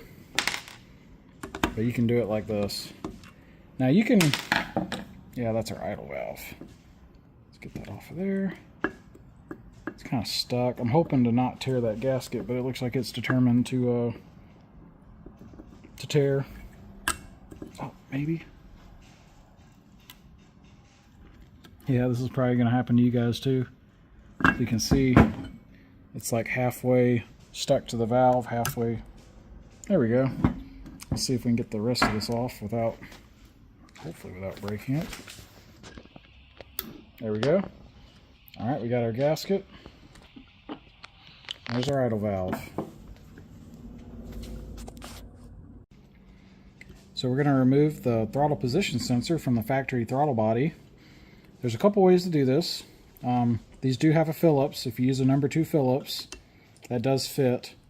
I don't recommend that. It does work, but these also have a hex. So if you get a 7mm socket, you can just do that. I think it's 7mm. Yeah, that feels right. So I'm just going to grab this. There we go. And do this one. Yeah, it's actually really easy. So these would have come out with the screwdriver because these weren't very tight. But I've had these before on other my other Miata where these were like super stuck. So screwdriver's nice to spin them out, but for breaking them, I would use a 7mm socket.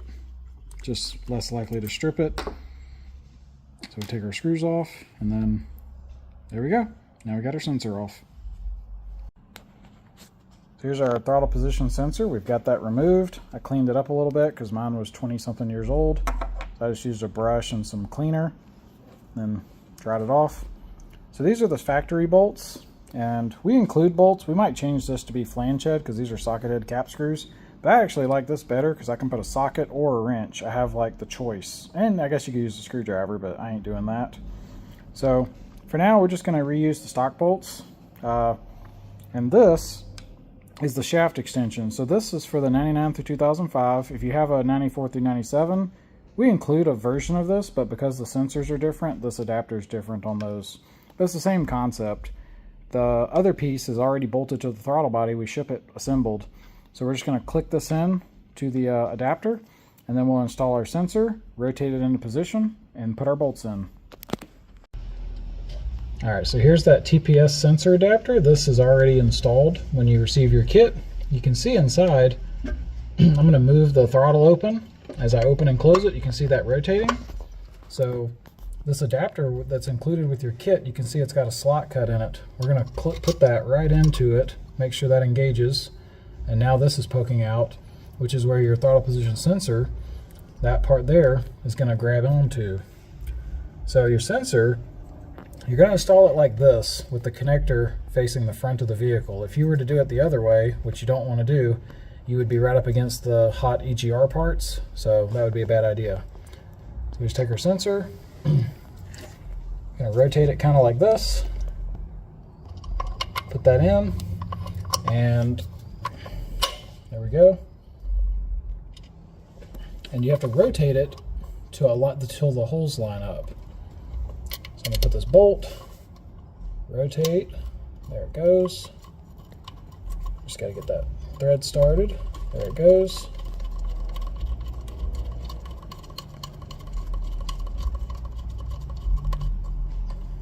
Got one bolt. Now we're going to do this lower bolt, same idea. Put this in place.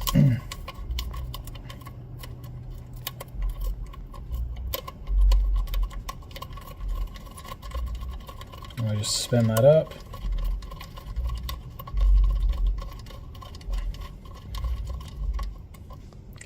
There we go. Now we've got those installed. We're going to torque these bolts.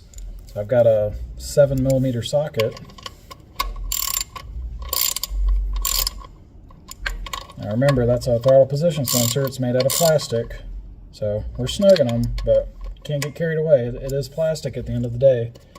So we got those torqued. We're good to go. One more thing to mention. So on the EGR, when you guys go to hook this up, before you do that, in the back here, there's also a bracket. You can see it right there. There's a 10mm bolt. You can see the boss just above the tube. That's where it bolts up from the factory. Now for our application, we lift this EGR pipe up so that it'll fit our adapter. So what you're going to do is you're going to take that bolt out and just rotate that bracket and leave it like that. We don't use that bolt. So now we're going to put our fuel rail and injectors in. So these are my old injectors. I actually cleaned these up because mine were kind of just, the outsides were dirty, so I just wiped them off with a rag and a brush and some simple green. But that's up to y'all. So we've got our fuel rail. That's our fuel rail bolts. We've got this bit. It's a 6mm hex. We'll use that to torque the bolts. So these rails, when you get this, they come pre-assembled. There's a plug here. This middle one goes to your E-Cool injector, and that's the feed. But these are, when you receive this, it'll already have the fittings. They're already installed with sealant. And in fact, we vacuum test this. So we make sure there's no leaks before these ship out. So anyway, what we're going to do, I have some oil. I'm just going to put a little bit of oil on these O-rings so everything goes together well. Put those in the rail and then put it on the car. So I'm just going to use like a Q-tip. You could just use your fingers. This is more or less just because I'm filming. But let's get some grease on, or not grease. You could use grease. I'm just using oil because that's what I have. But I'm gonna run my finger over this in a second. Make sure those O-rings are completely wet. So yeah, we'll run it around, make sure they're good. And let's do the fuel rail as well. It's easy enough. So these go together pretty easy actually, but why not? These have a nice radius as well. Help guide the O-ring in.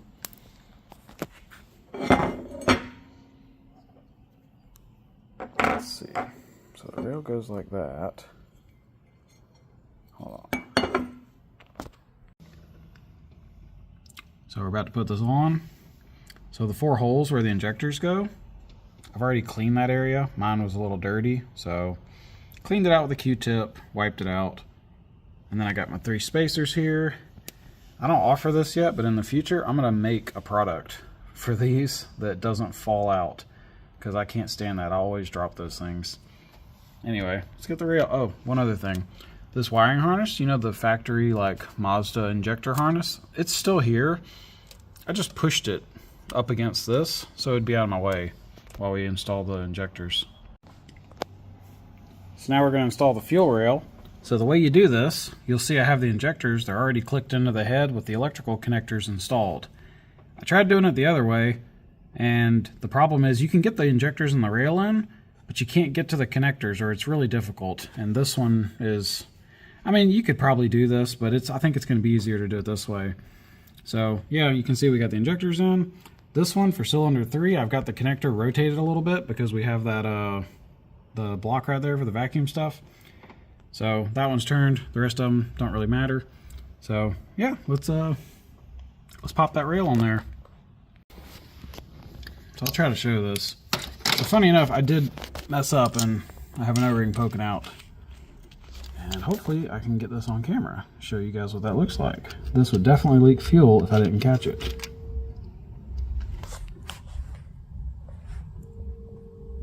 You can see right there, that's the O-ring. So we're going to take this back apart and try again. So one thing we want to go over when you're installing your fuel rail is your injector O-rings. And I've done some testing here, and I wanted to kind of summarize what I found.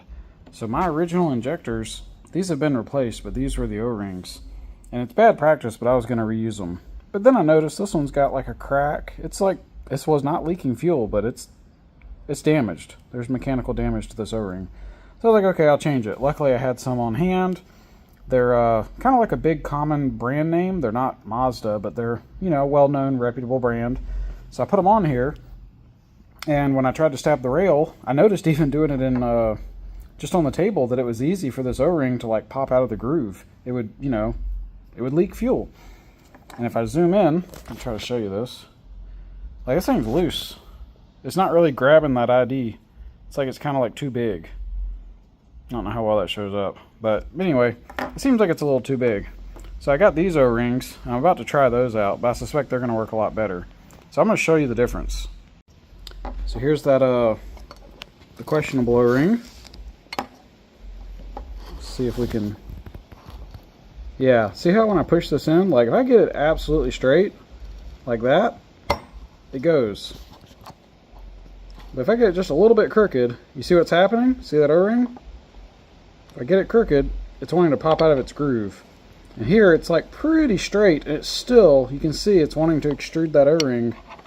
Now it's got to compress to work, but you can see like if you get this thing off by much, like this, you see what I mean? There it is. That O-ring's not going in correctly. You can see it's just laying the O-ring over. So here's a smaller one that I don't suspect is going to do that. I haven't tested it, but this one's still tight. I have to press to get it. There it goes. It still pops in. It's a tight O-ring, but the difference is it's probably slightly, it's squeezing the body of the injector. And yeah, this one, let me try that again. I don't think it's going to be possible to, yeah, it's not really possible to mess this one up.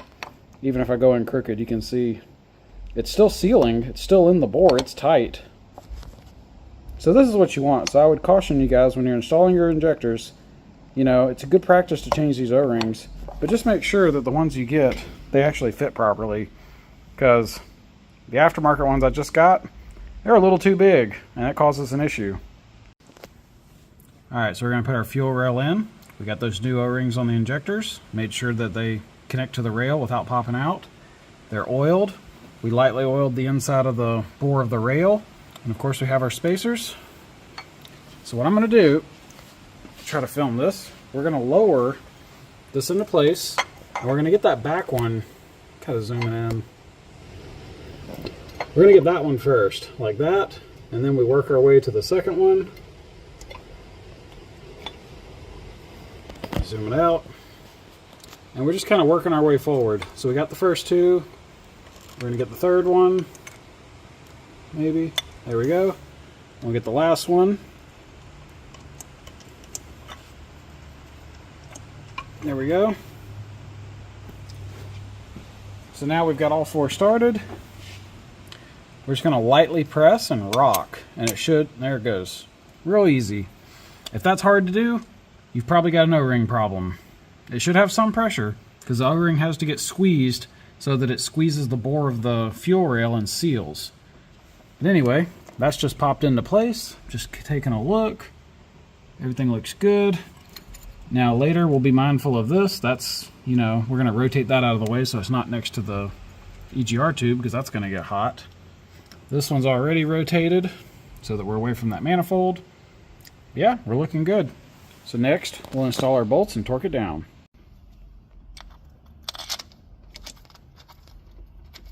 So I'm going to start with the middle bolt. Probably doesn't matter, but that's what I'm going to do. Grab the next one. So this will be a little easier for you guys, doing all this one-handed.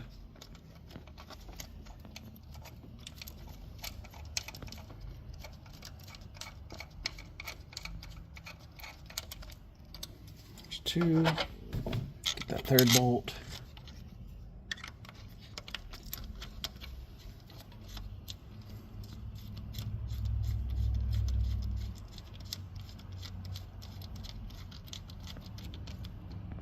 There we go. So those are all snug, just or finger tight. Now we'll grab our torque wrench, torque them up. So I'm using a torque wrench. Got it set to 25 foot-pounds. Oh, that barely fits right there, but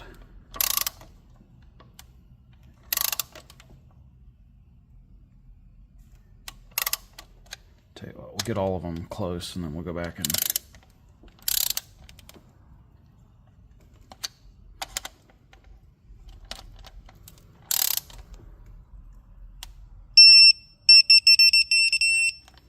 there we go.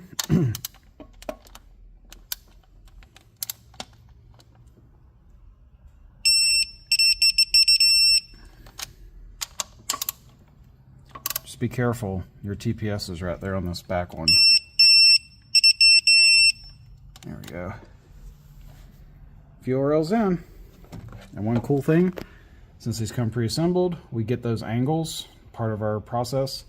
So we get all that stuff angled correctly so you've got room. You don't have to do that yourself. If you need to adjust it, you could, but anyway, we do that for you, make it easier. Alright, so on our EGR valve, we're about to install that. I wanted to show you something. So this is my stock 1999 EGR valve, exactly the way it came from the factory. This is an 01 through 05, but I want to show you what I've done. So on this one, the 01 through 05, I've rotated this top piece. These two valves, they look interchangeable, like the design is slightly different. If we look at the 99 through 2000, it's like a cast iron body up here, whereas on the 01 through 05, it's got some spacers. Looks a little different, but the important parts, the connector, the valve, the ports, all that looks the same. So I bet they're interchangeable, but I'm not certain. But the reason I show you this, I've already rotated this one. This is how they are from the factory. So when you bolt this to your intake manifold, it points this way. We need it to point 90 degrees different. But all you do is you loosen these 4 screws, pick it up, and rotate it. It's super easy. So we already did it on this one. We're about to try this one.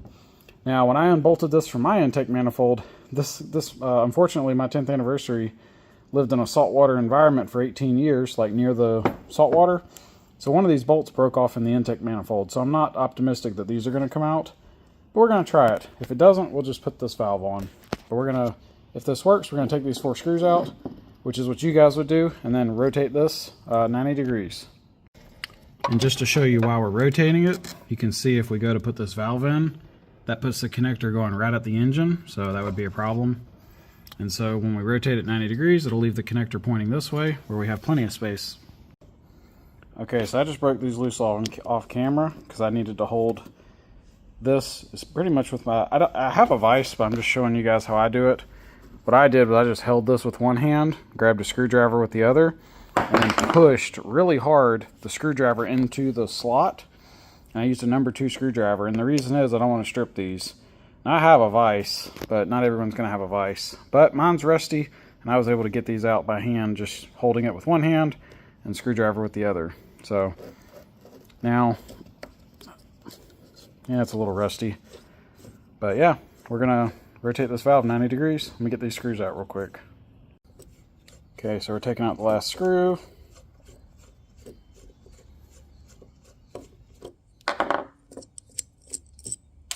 There we go. So this valve, that 01 through 05, I've already rotated that one, so that's what we're looking for. Yeah, so the way that works, it just pushes it. So all I'm going to do is just turn this. It used to be like that. Just going to rotate. Drop that back down. Now these look the same. Put our bolts back in. Tighten them up.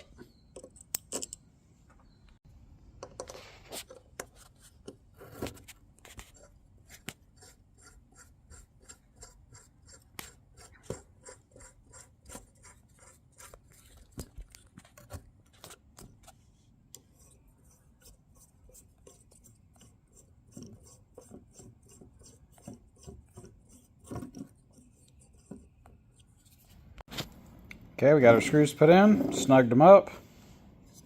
Things looking good. This face. Actually, I'm probably going to hit that face with some sandpaper because it's a tiny bit dirty. And then after that, we're going to put it on the car. So all I'm going to do, you can kind of see these like carbon and rust. Probably doesn't matter, but it's probably going to take easy to fix. I'm just going to put sandpaper on like a table. Just drag this across a few times.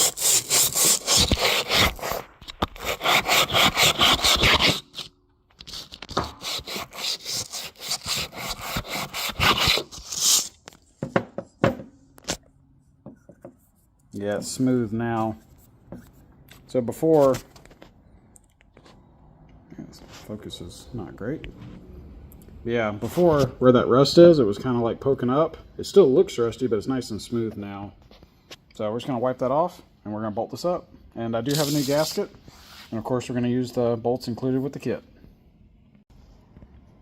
So one last thing to mention. So I happen to have a brand new EGR valve gasket, so I'm going to use it. But you can, if your old one's in good shape, you can reuse it. I've never had one of these leak before, but just letting you know. And also you'll see here, so it comes with a flat like this, and this part goes to a point, and I cut that point off on my gasket. The reason is this flat part, if you do the point would have to go up. If you did it down, it would run into the EGR tube. So you have to have the point up, but if you do, it's going to poke out. I'll try to show what I'm talking about. If you put this gasket on here, you can see where I've cut it. If that goes all the way to a point, like there's the piece I cut, it would basically poke out a little bit, and I just didn't want to see that, so I took some shears. I tried using some like just cutters, but that gasket's made out of steel. It just looks like aluminum from like a coating on it, but that's a steel gasket. So if you got shears, you can do that, or you can just ignore it and bolt it on, because it really doesn't matter. I just didn't want to see it poking up, so I cut that. All right, let's get this on the car. So I put my bolts in, I put my gasket, so it's all ready to go. Now we just put this on the car, tighten up the bolts. Hopefully.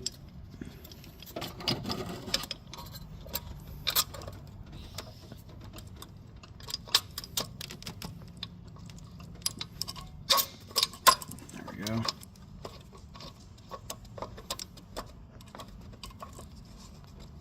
I think I got one of them started.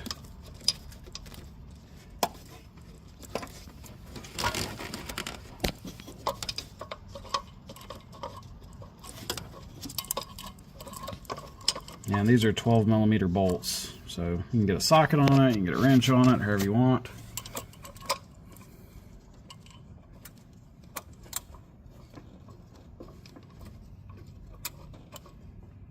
There we go, almost.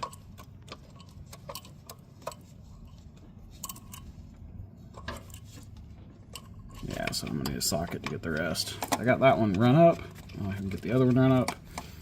So you probably can't see it from, yeah, the camera's not going to show, but I'm just spinning up that other bolt. I think we got both. Yeah. Cool.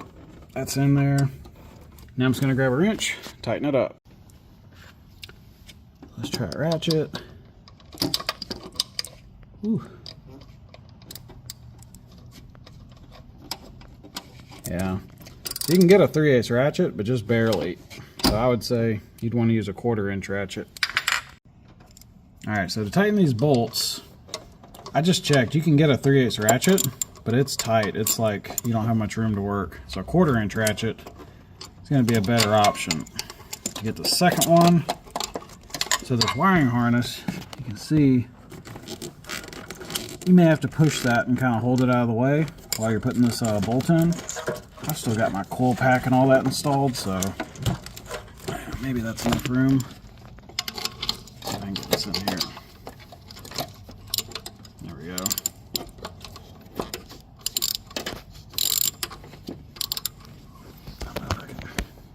Yeah, you can see the ratchet at least. See how that wiring harness is like right up against it? So, but there we go. Get it snug. Get that pretty tight. Go back to this first bolt. Make sure it's tight. There we go. Yeah, it's hard to get the camera in there. But there's another bolt on the other side. So yeah, we got those torqued. That's what it looks like. So we're going to mock up the idle valve. So right here on the firewall, you see we have our AC lines. If we were to look straight kind of down, we're kind of like the corner of this valve right there gets fairly close to lined up with those AC hoses. I'm actually a little bit to the left, but that's kind of where that goes. And then vertically, maybe a 1/2 inch, something like that.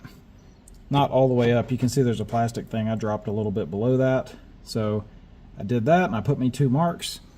And then now I'm going to take the idle stuff apart and go ahead and install my sheet metal screws, and or in my case I'm going to use bolts. But this is how you get the position, and I have the throttle cable up here just so I could make sure I had clearance, which I do. And yeah, now we're going to get the take this back apart, put the bolts in. So now we're moving on to the idle valve. So these are all the parts. So this is the idle air control valve, the bracket for the idle air control valve. This is the NB version. There's also a version for the NA Miatas. Looks a little different, although this piece is the same. If you can see these holes, these bolt together like this. That makes that assembly. They're just taken apart at the moment. Here's our idle valve for the NB. Again, the NA has a different idle valve, but that's the NB one. Here's our gasket. Real quick, I'll show you something on the gasket. We're going to trim, see these little pieces poking out? I'm just going to cut those off with pliers. I'll show that later, but just take some snips and cut that off. Gives us a little bit of extra clearance. Here's the bolts. So 2 of these are for the idle valve, and then the other 3, that's what holds this bracket on. And this whole assembly goes on the firewall. And so historically, we've always included some self-tapping sheet metal screws, and this makes installing it on the firewall pretty easy. But I'll be honest, me personally, I'm not a huge fan of these. I like bolts better. Now granted, this is very easy to install, and to do bolts I'm going to have to drill holes instead of just run these screws in and then put the bolts and get a wrench behind for the nut. So this is more work to do, but for my car personally, this is what I want. So in the kit, we include this, but I'm going to do bolts on mine, so you'll see that process. But if you do screws, it's pretty simple. You just put a socket in this and spin it. These are self-tapping screws, so it basically has like a drill bit on the end. And when you spin it, it cuts its own hole. And then when the threads go in, it cuts its own threads to bite. So those are real easy. Anyway, let me show you how we're going to do this on the car. Okay, so what you just saw before, I had it put back together and I stuck it up here and made these marks to show you where that goes. So now, we're going to take just this piece, we're going to put it there, I'm going to take a Sharpie and mark that center hole, and then I'm going to drill it and put a bolt in. I'm going to do that off camera because I can't, there's no way I can run a drill and hold the phone and film at the same time. But you can imagine, take a Sharpie, transfer that hole, and then I'm going to drill it, put a single bolt in, and I'll come back. So I drilled that first hole. So I drilled the first hole. Now we're going to put this bracket up here. And on the back side, we're going to install a nut to hold it. Okay, so we got that one bolt installed and we torqued it up. And this kind of surprised, well, it surprised me. This thing is rock solid. And I really don't want to drill extra holes in my firewall. So we're just going to do that one. And that's actually really good. Now that we got that, let me show you the next step, because we got to take this back off because we got to screw this bracket to the base. I'll show you that. Okay, so we talked about this. We're just going to trim this piece off the gasket here, like that. You really only have to do one side, but it's easier to just do both, and then I'll have to think about which way to install this gasket. There we go. The reason we do that, let's see. If you put the gasket on here, basically it just prevents it from poking out, and it prevents it from running into this brace, the brace that bolts onto this. And now we got that trimmed, that's ready to go. I'm just reusing the old one. It seems to work fine. If you wanted to replace it, you could. So now we're going to install this piece. So it goes together like this, and we're just going to put those 3 bolts and tighten them up.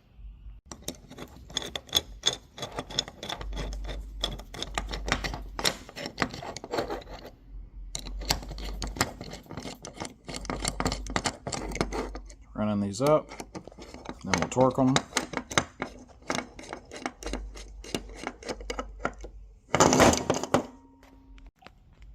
Alright, so I got the bolts tight.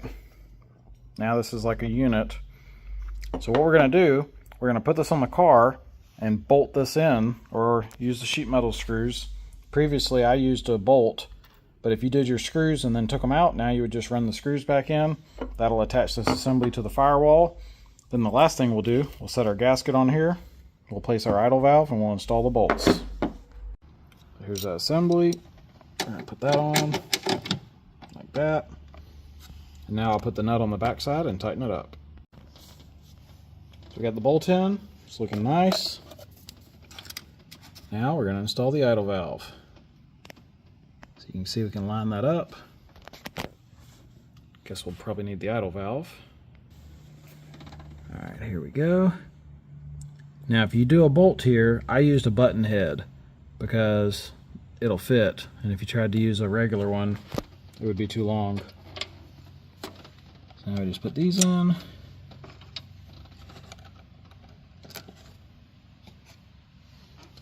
And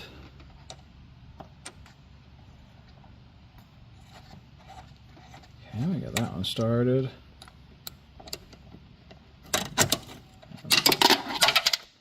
That's an important step.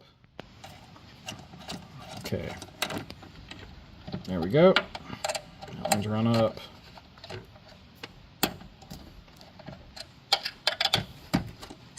Yeah, we're good. Well, we're going to torque that up next. Alright. Tighten this up. There we go. Now we have our idle valve. So now we're going to install the vacuum manifold. So you have a couple options with this. My car being a 99 without anti-lock brakes, you can actually put the idle air control valve and your vacuum manifold both on the firewall. There's plenty of room.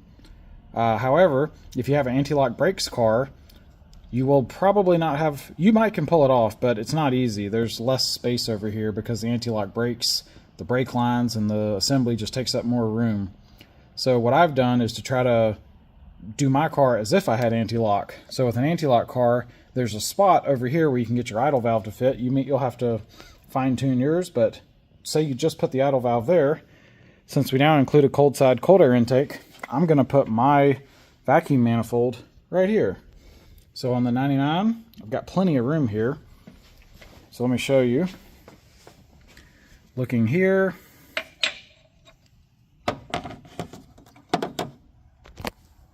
I'm going to take this,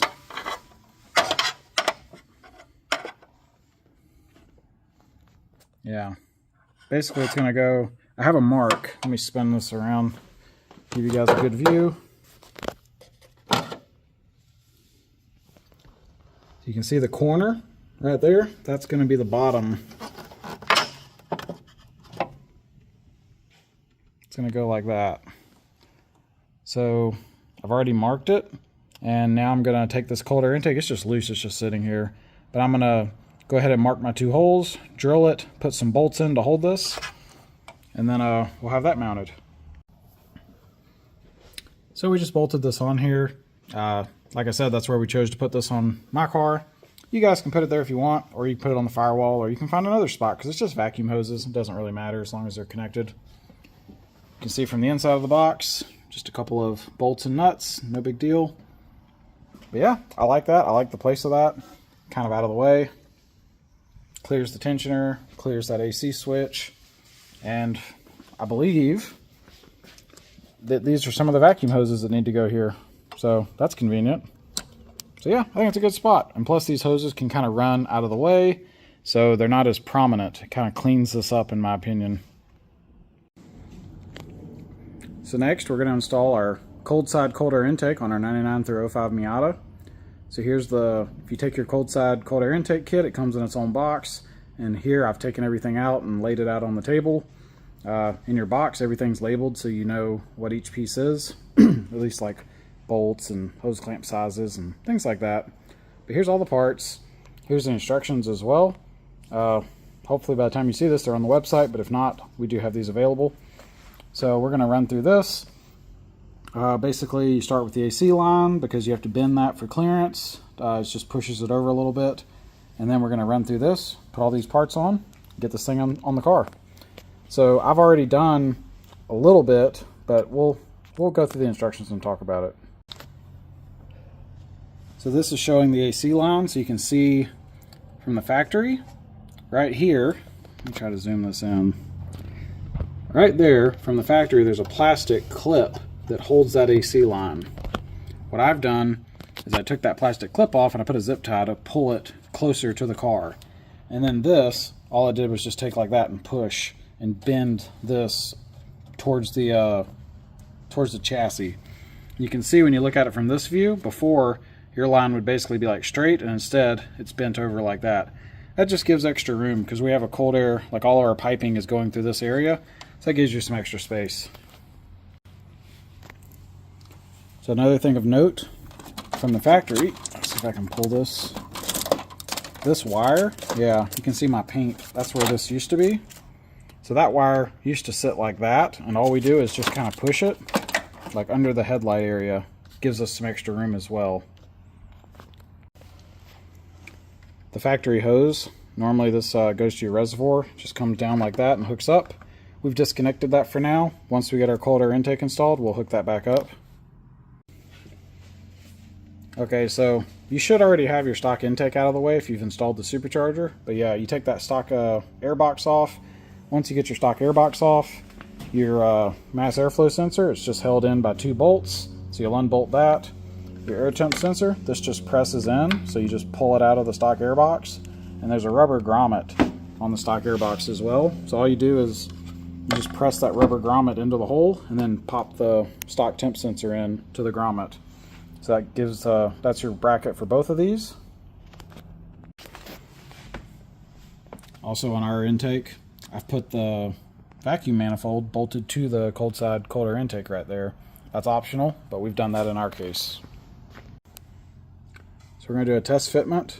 So the way you put this in, you have to kind of, this bottom corner that's rounded has to tuck under here, like that.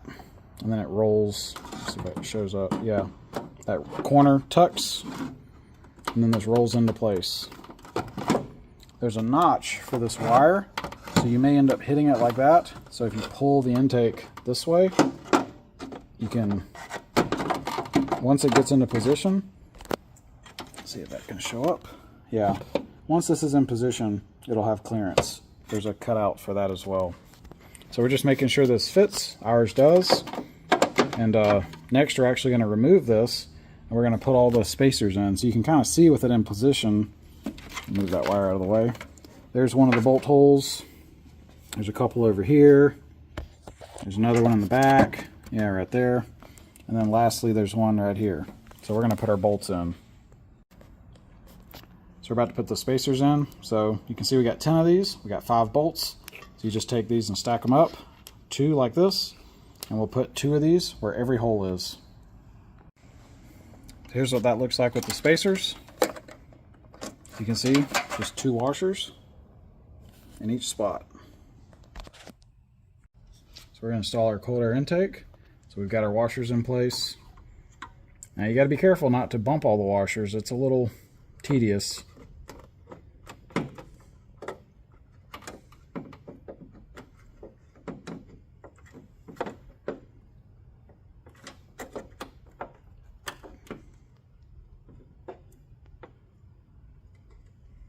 I think we got it.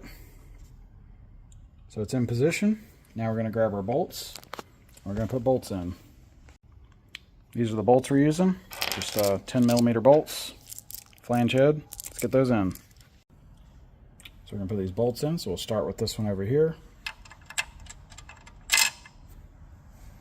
So 4 of these are just going to drop through, and there'll be a nut also.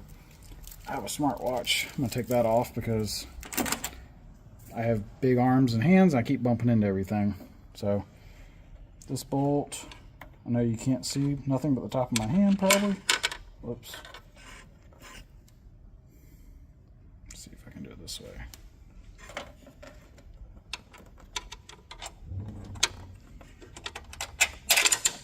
There we go. I got 3 more. So this one, I'll do that.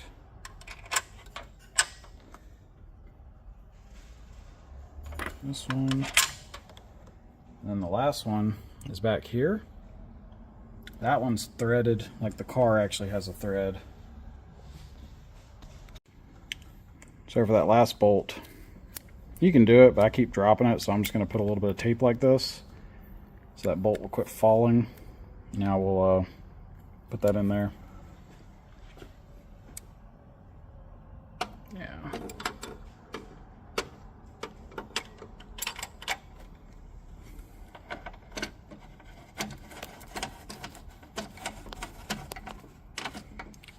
I'm just going to keep it loose, but it's in. So all the bolts are in place. Now, the next step, we install the other 4 bolts. We have to put a nut on the bottom.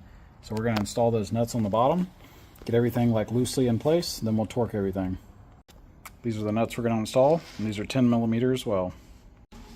Okay, so for the next step, for temporary, I'm going to take a piece of electrical tape and just tape the head of each bolt over here, these 3, so that they quit moving, because I'm trying to put the nut on the bottom, and this will help hold it. If you have a second person to hold it, that's great, but if you don't, we're going to try putting tape on it.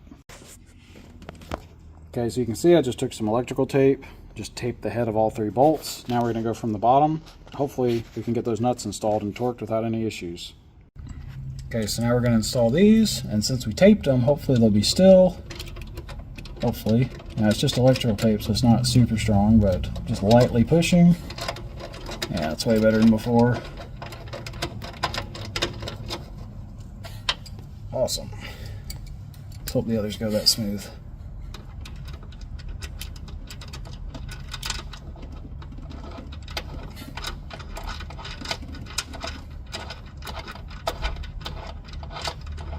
Having to be careful not to push too hard because it is electrical tape.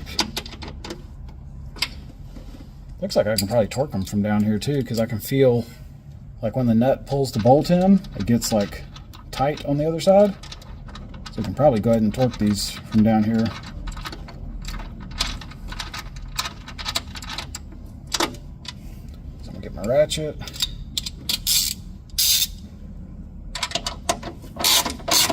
Yep, that does work.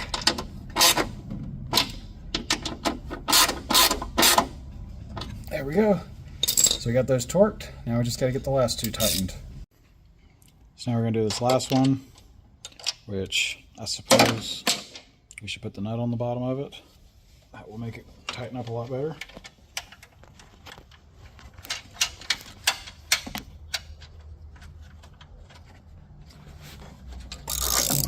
Got that.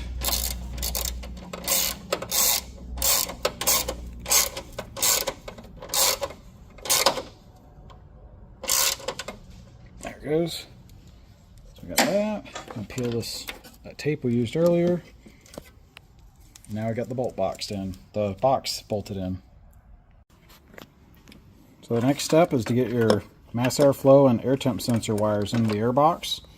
And so we haven't finalized the wiring yet, but I've got this just laying here loose for now. We'll finish that up some future steps after the tensioner's on, so we can make sure the belt is far away from this. But I've just loosely run these wires across and through here. Now to get the mass airflow sensor plug, it had this yellow, this thing. I just used a pick to lift and take that out of there. And then I loosened up the washer bottle so I would have some extra room to pull that connector through here. So for now, we're just going to leave these here while we finish everything else up. It's easy enough to plug these in at the very end. So next, we're going to install the 135-degree bend. So this has the diameter change and the bend all built into one piece. So up here, this is where your 3.1-inch throttle body hooks up. So we're going to do the largest clamp there. Down here, this is a 2.5-inch clamp. So we're just going to loosely slide these on, and then we're going to put this on the vehicle. So we're going to install this. So just roll this into place.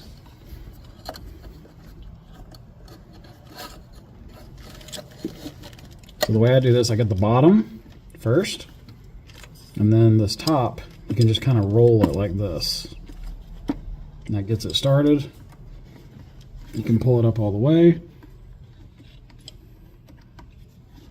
like that. And then we'll tighten the hose clamps next. So we just tighten that hose clamp. The way I do this, I have this rotated a little bit, just so it's easy to get a screwdriver on it. So we got that one tight. Now the bottom one, it's in position, but it's not tightened because we got to install the metal tube. So we're going to do that next. So now we're going to install this tube. So I put a little bit of soapy water on the end of this, and that's just going to help it slip into that silicone. Now this is kind of hard to film, but let me show you what we're about to do. So there's kind of a hole here. We're just going to lower this tube through this area, rotate it as it goes in. So if you can see, yeah, I've still got my arm back here by the fan. And this is rotating up.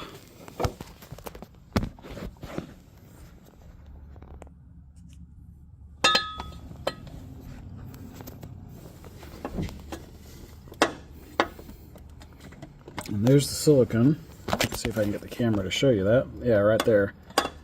So that's where it's plugging in. So I'm just kind of rotating and slipping this in to get that into place.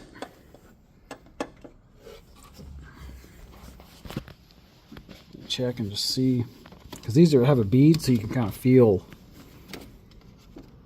Nah, it needs to go a little more than that.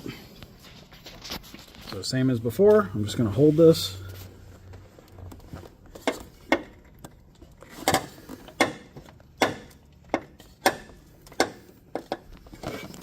Let's check it again. Oh, that's plenty. So we got that loosely into place. Now we're going to do the rest of these bends up here. Then we'll get everything final adjusted and tightened down. So next we're going to install the silicone bend for the MAF. So this is the end that's a little bigger. That goes on the mass airflow sensor. So we got the larger 2.75 hose clamp. This is just 2.5, so we use a 2.5 hose clamp. So we're going to install this.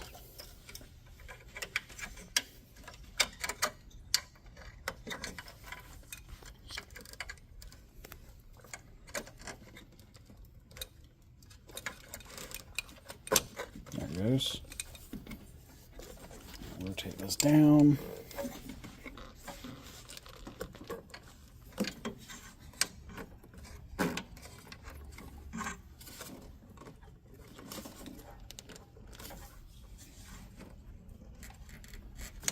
I think we got that. So it's just roughly installed for now, and then once we get the other silicone bend and the coupler, we get everything hooked up, we'll do our final alignment, and then we can tighten down these clamps. So one thing, when you're putting this together, the mass airflow sensor bolts, those holes are slightly oversized. So if you need to adjust this rotation slightly, if you just loosen those two bolts, you can rotate this a little bit to get your alignment perfect and then tighten those down. We just did that on ours because I had a small gap here at the bottom. So by loosening this, I was able to rotate the MAF and fix that issue.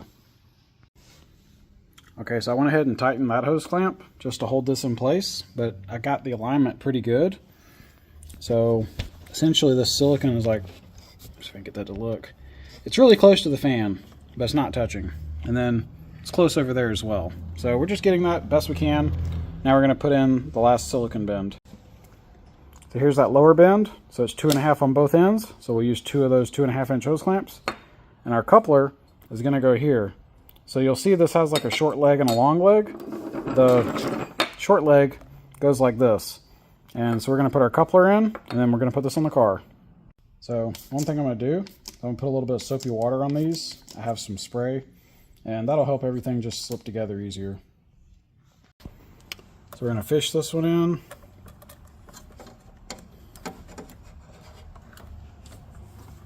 Once we get down here, we're going to hit that aluminum tube first.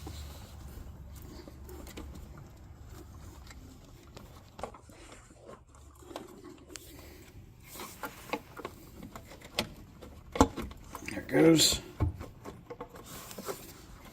And then you can see we're getting close to this. So we're going to lift. There it goes. Pull these two together.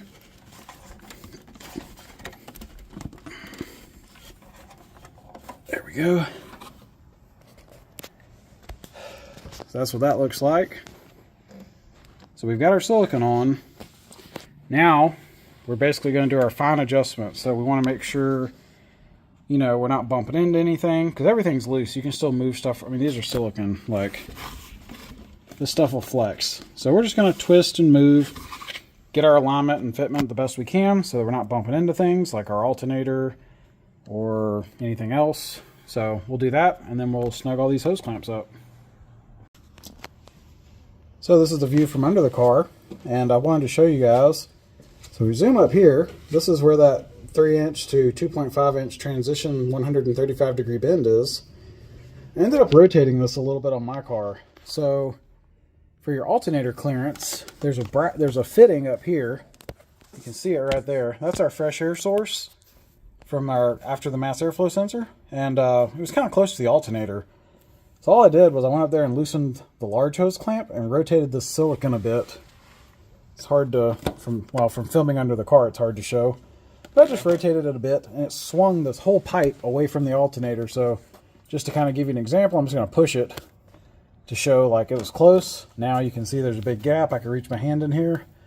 So easy enough to adjust. And the same thing with this pipe. So I've got vertical clearance as well. That shows up on camera. But if you don't, all you have to do is pull this, and it'll very quickly, you can lower this to get the clearance you need. I've got plenty of clearance, but that's after I adjusted it. So these things have plenty of room. You can move your stuff around as needed to make sure you got the clearance. So on my car, I just aligned everything, got all the clamps tight. So you can see we're right up against, close to this plastic of the fan, but you can see here, try to wiggle this. We've got room to the alternator, and like I said, it's right up against that plastic of the fan, but other than that, everything's good. We got plenty of space. That's what we're looking for. And I'll line all the clamps up so they look nice, and you can still get to everything if you got to tighten or loosen them. So for example, the one on the air box that goes to the mass airflow sensor. See what I mean? It's rotated so you can get to it with a screwdriver. Same thing with these. You can reach in there and get those. And then the other one on the bottom, it's rotated so you can get to it from down there. So yeah, that's how you do it. Actually, we got one clamp to do. We'll do this one in a second. That last one. That one's kind of a pain, but same idea. There's a line of sight right through here. So I'll have to slide the clamp down, and then we'll tighten that last one. Okay, so we just did that last hose clamp. I'll zoom in. There it is. You can see there's like a direct view at the slot where the screwdriver goes. I'll show you what that looks like from here. Screwdriver on that. Looks like this. So you can get to it. I know it looks hard, but the trick, you just have to rotate that clamp. And then, as you can see, once you get it rotated, you got a straight shot at it.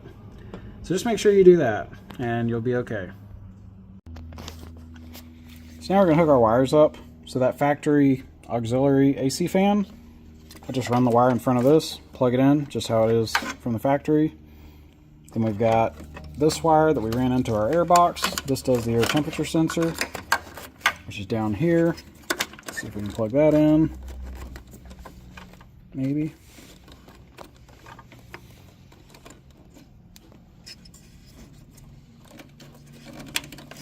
There it goes.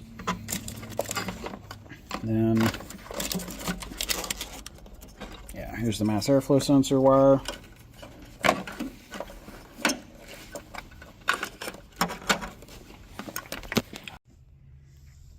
So we got our wires in the air box. Now we're going to get these connected. So here's the one for the air temp sensor.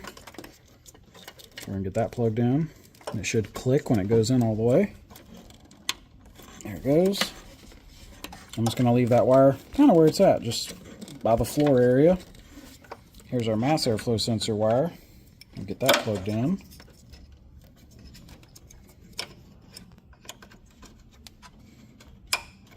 There it goes.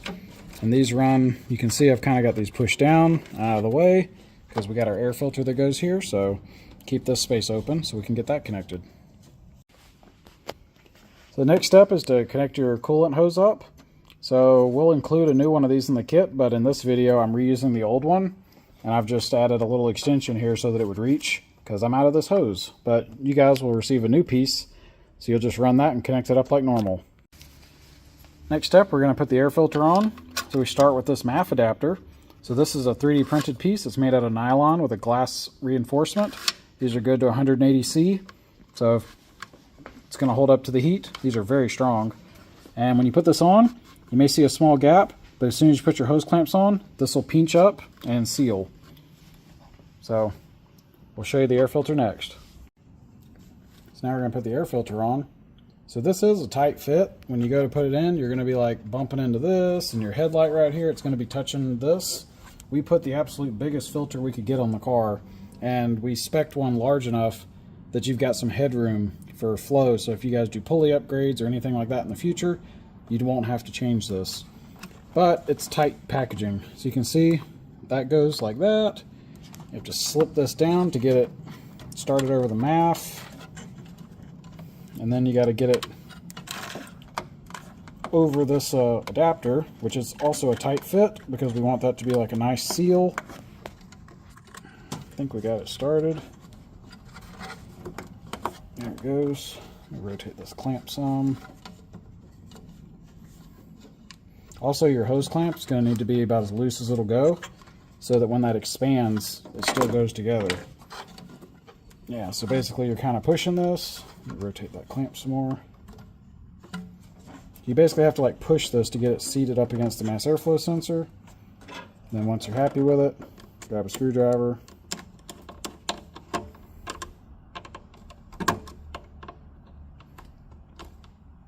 There we go. Tighten it up. Looks like you could also use a hex socket if you like. But yeah, that's what it looks like. This one's kind of bent up because this is the one for my car, but you guys will all get brand new air filters. So one thing to note is when you're putting this on your car, this air filter, if you can look here, it has to be, your lid's going to go on this. So in my case, when I put the filter on, I had to push this down, so you can see there's like a slight gap here, but I had to push that down a little bit. That way, I haven't done it yet, but when I go to put the lid on before, it was poking up. So anyway, you'll want to check yours, and if yours is poking up, then you'll need to push that air filter down a little bit. That way you got clearance for the lid. So we got the air filter in, now we're going to put the lid on, and this is where we use those button head cap screws. So let's get that on the car. So we're going to put this lid on, just kind of set this in place.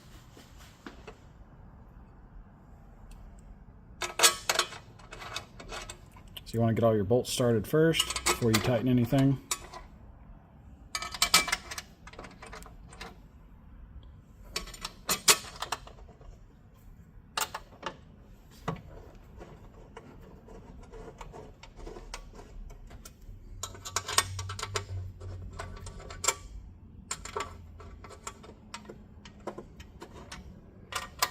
So I'm just getting them kind of close, but not tight.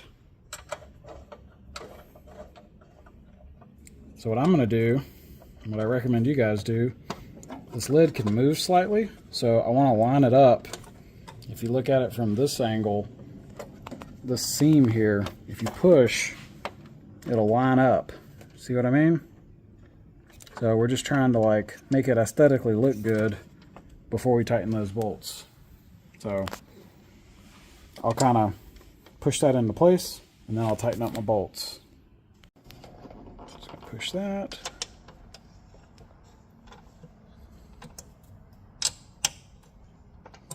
There we go. Same thing here.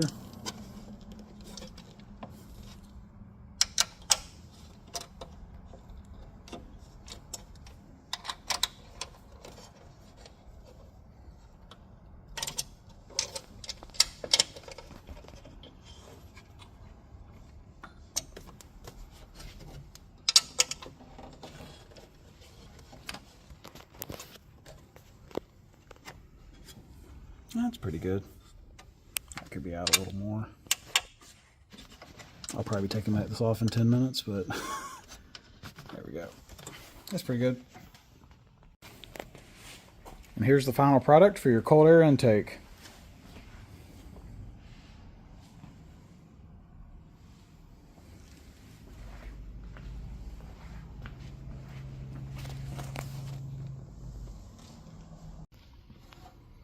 So we're going to install the tensioner next. So when you get your kit, if you have bolts here, you can remove those. Sometimes we put those in for shipping. And now we're going to install the tensioner. So we're going to put the tensioner on next. So the way this works, you'll put your 4 bolts in.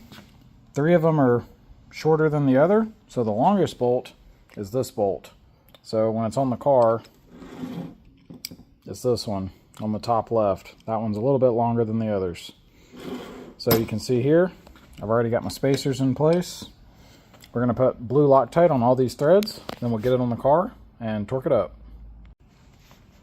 So we just put our blue Loctite on. You can see the first of several threads. They all have Loctite. That's important. One, we don't want them to come loose, but a couple of these bolts, at least one of them, actually goes into the case of the blower. So if you didn't do this, you'd end up with a vacuum leak. So make sure you put Loctite on those. So we're going to put this tensioner on. So we're going to drop this in. Get this in position. Like that. And then I'll run all these bolts up.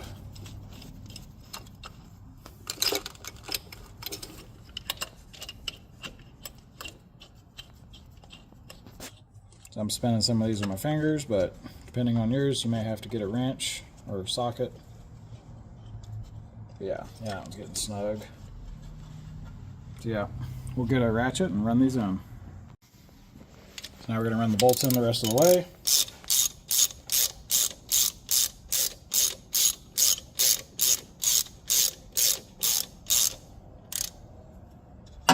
You can see here, we're running into the air box, so looks like I'll probably need a swivel for that. So for this bolt, if you're doing this after the cold air intake's installed, then you're going to need like a regular Allen wrench for clearance.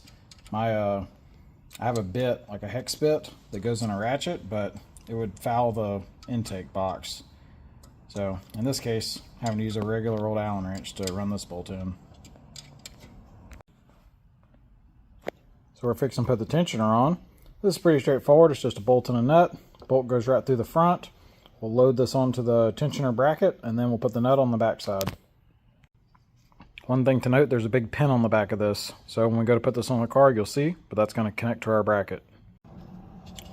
Here we go. Just going to bring this down.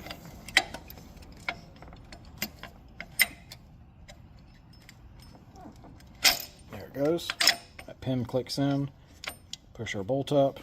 Now we got to get to the back side, which from under the car is actually easy, but from up here you can't really see it. But I'm going to crawl under the car, put the nut on the back side, and we'll tighten this up.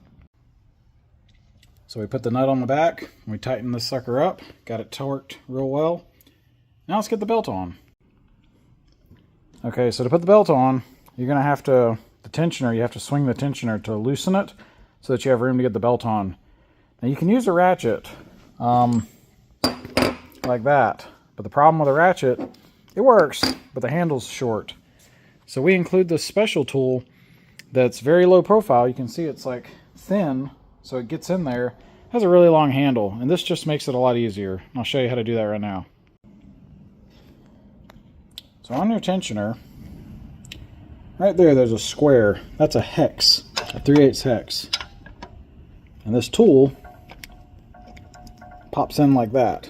And now we have, let me zoom back out, you have this big handle. I can very easily push this and swing that tensioner, as you can see. And we're going to do that so that we can get the belt on. So I'm going to try to film this. What we're going to do is we're going to put the belt on the crank pulley first. Then we're going to put it on this pulley. But the belt is not going to be over here. It's actually going to be on the other side. And the last thing we'll do is we're going to swing that tensioner. And as we do, we're going to move the belt over and put it in front of the pulley. Okay, so we got the pulley there. Now we're going to do this one. There we go. And like we said, we had the belt. It's on the wrong side of this, but that's okay. Now, and this is going to be tough. Yeah, I don't know how I'm going to do this with one hand, but we're going to try. So we're going to pull that down. Okay, this might not be so bad. Oh, there we go. That's actually easy. So there. Now we just release. Take this tool out of here. There we go. See, you can do it with one hand.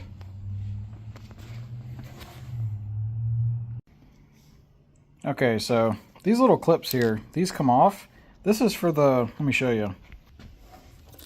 So on the front of the Miata, you have those three connectors. They go here, here, and here, and they pop into this bracket. Those things, they go right here on each connector. And I just took a pick, and it's kind of a pain because it's old plastic, but you bend it and lift it. So like from this side, you lift, and if it comes above, yeah, you can kind of see that hook that's in there. Yeah, so you lift it, and it actually goes the direction of the pick. So like you put your pick in here, lift, and then the whole thing slides out. Like that. So I took those off because I don't need them. I'm not going to use that. And it's going to make the next step a little easier because we're about to tuck all these wires and get them out of the way. Obviously, they can't go there with the belt. So we're working on the wiring, and I'll show you how we're doing this. So I plugged all these connectors. They just plug into each other. That's straightforward. And then what I've done is I basically pushed them. Here's the tensioner.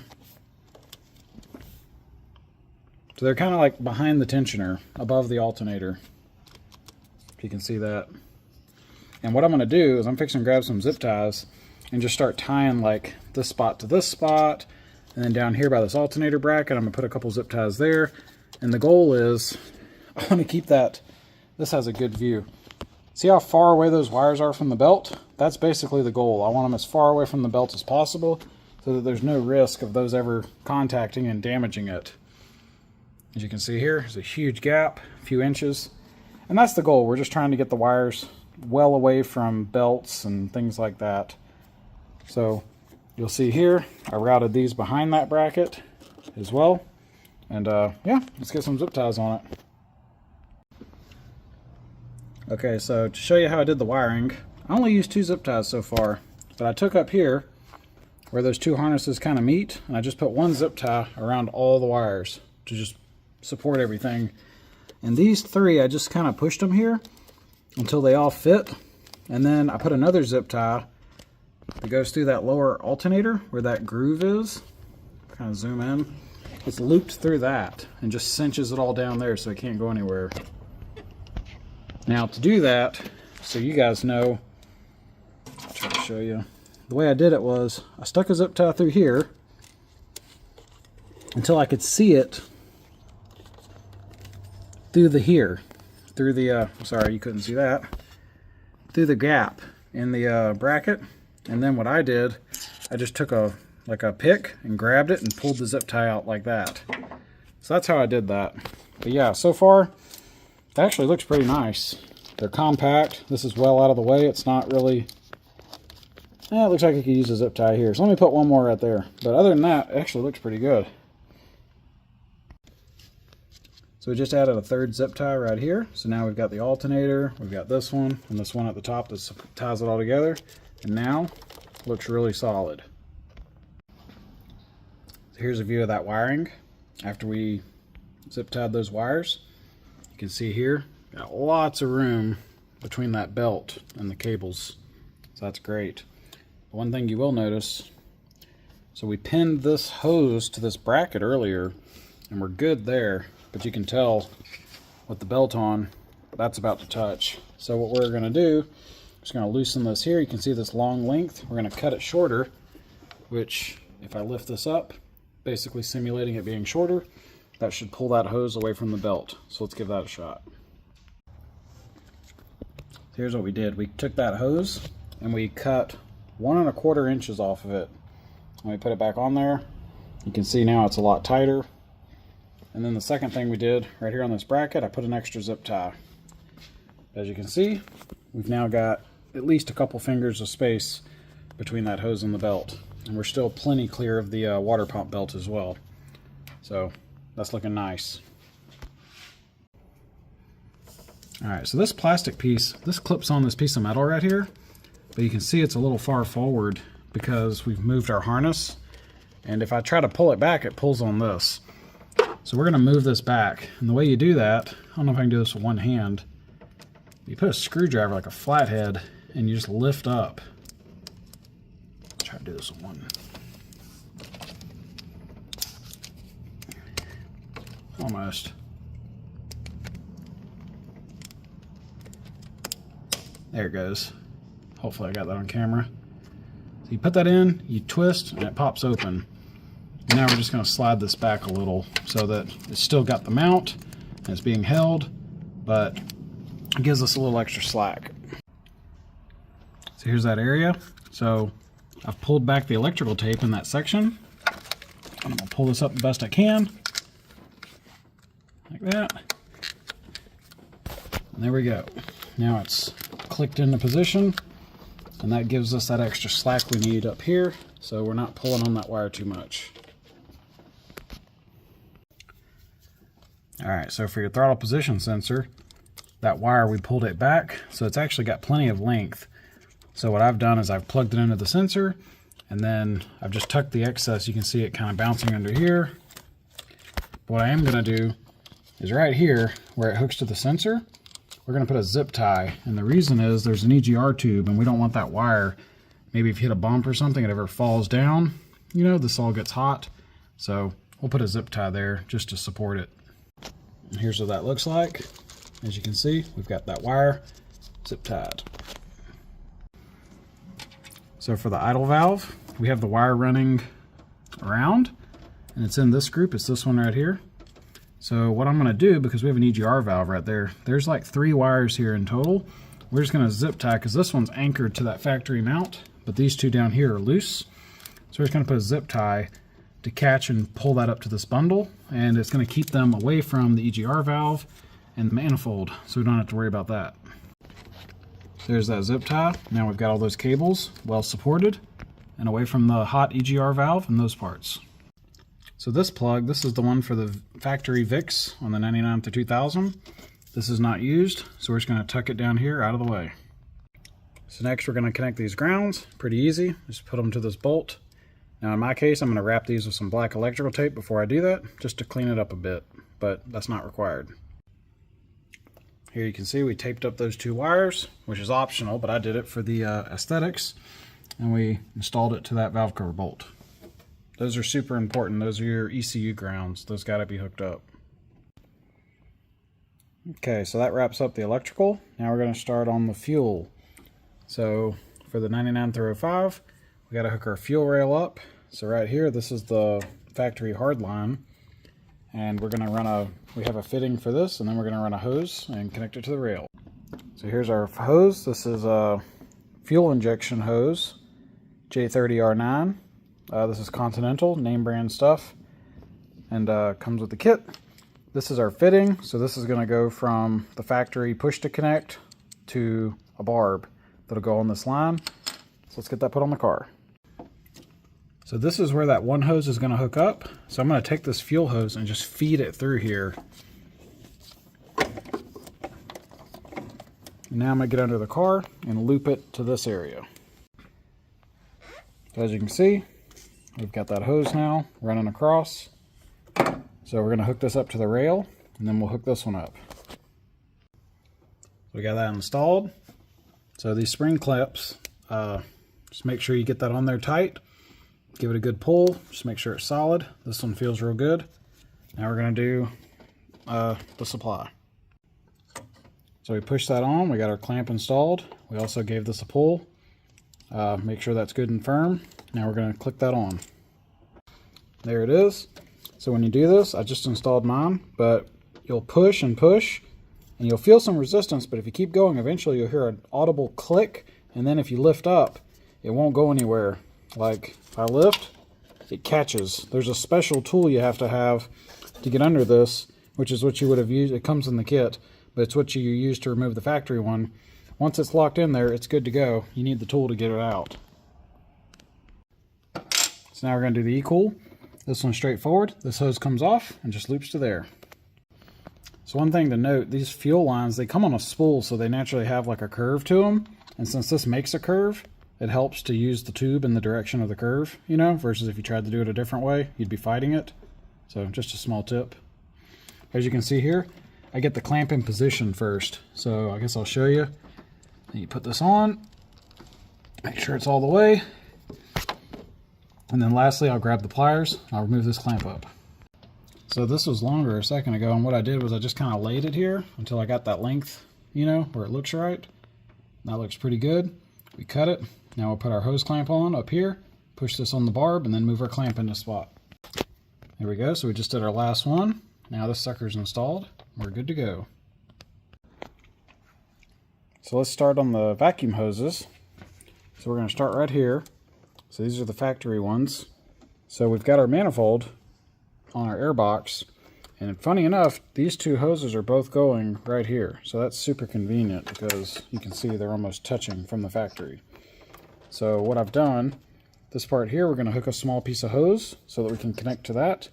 And then this one, we could just cut it and hook it up, but I'm going to replace this hose with a brand new hose and connect it and just save this old one. So I've removed the factory hose here, and I've got my hose, and we're going to cut this, and we're going to connect it up to one of those 1/8 inch barbs. So as you can see, we've got this line here, connected up to our manifold, and then this other one, we hooked a short hose as well, got that one connected. That's the purge solenoid and the boost solenoid. So next we're going to do the cruise control. My car has cruise, so if it doesn't have cruise, we supply a little plug to cover this one up, and it's like a rubber plug that seals that, but my car actually has cruise.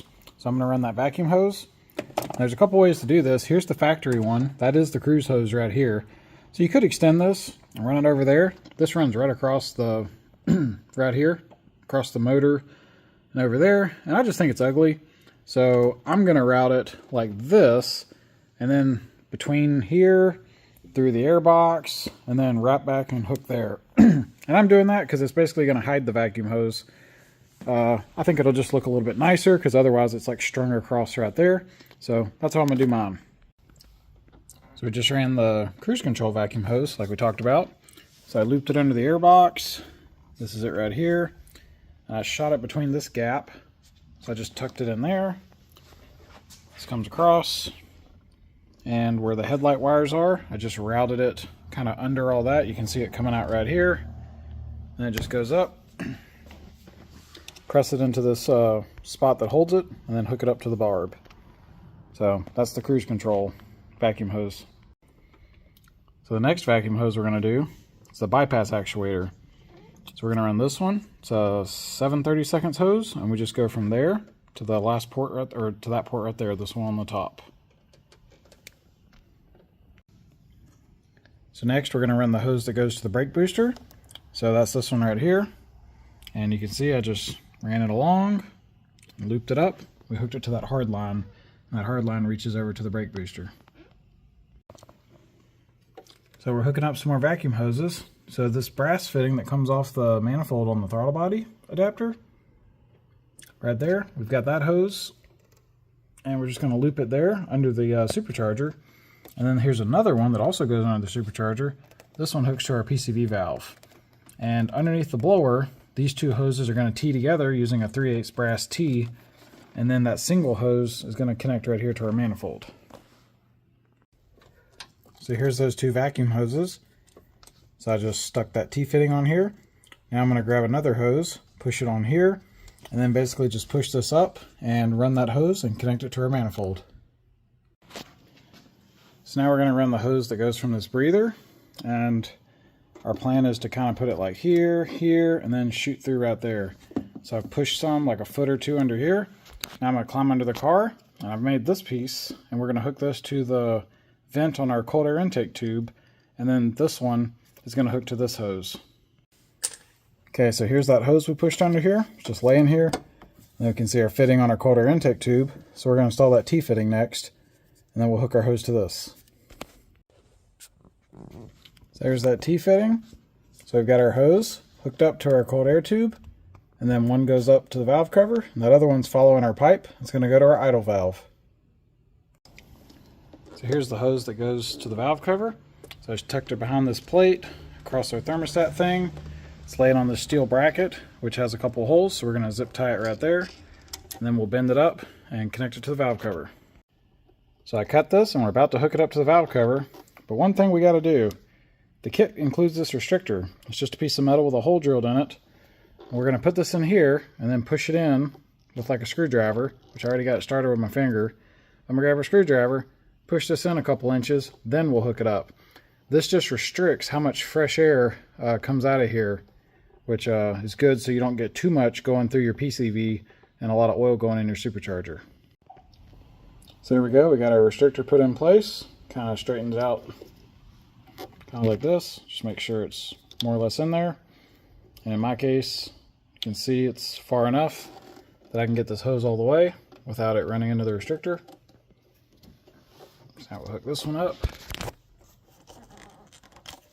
It helps to wet these when they're dry. It's hard to install. Should have done that on this one. But there we go. Now we got that hose on. So now we're going to hook this hose up. So this is that T-fitting from the cold air intake tube. This is the fresh air supply to our idle air control valve. So there's two ports on this. The one closest to the firewall is our is the one that hooks to the cold air intake. So I'm going to get this hose cut to length and install it on that hose barb. So we got the hose from the cold air intake tube hooked to the idle valve on that back port.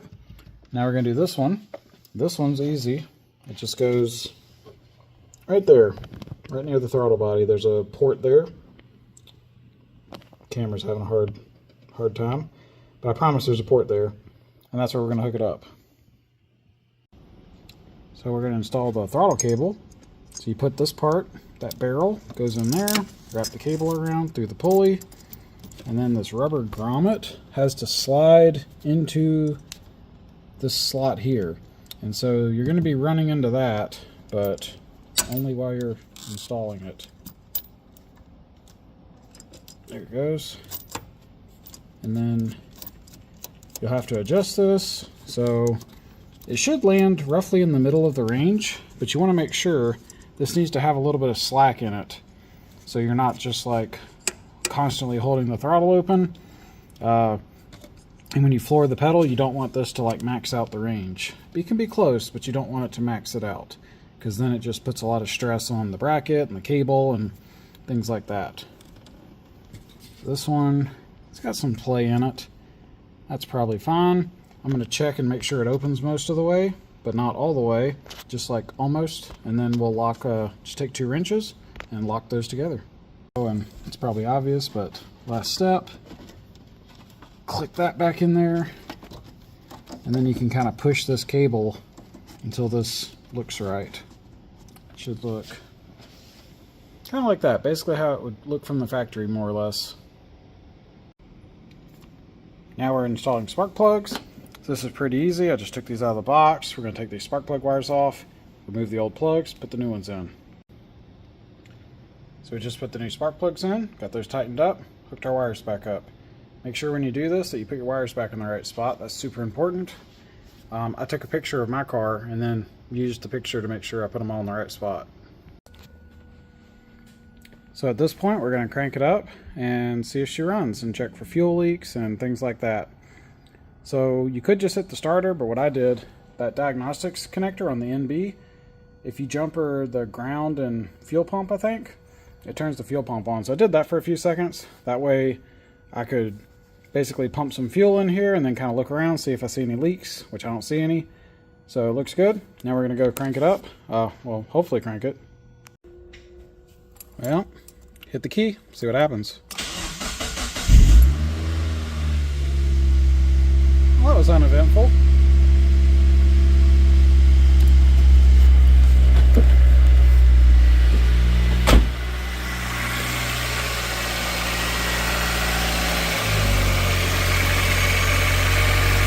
I'm actually surprised it's idling because we haven't adjusted the idle yet.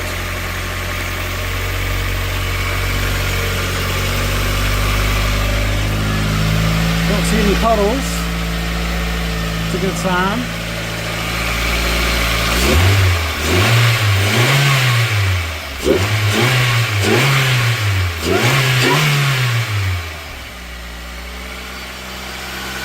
Yay! She runs. So we've completed the install of the Fast Forward Superchargers kit for the 1999 through 2000, although it's very similar for the 01 through 05. We've got the engine management plugged in. I'll show you. Back here by the firewall, there's a grommet, and so we poked a hole through I took the grommet out. I basically ran like a pick and poked through that hole until I got on the back side it's not carpet, but it's like this foam insulation. I poked a hole in that and ran a drill bit through it to try to open it up, and then I ran my wire and vacuum hose through the firewall to get to the cabin. And so the two wires run the E-Cool, and then the vacuum hose goes to the engine management and my boost gauge. So we got that hooked up, and we cranked it up. It seems to run fine. Let's take it for a spin. Check our air fuel ratios, see how it drives.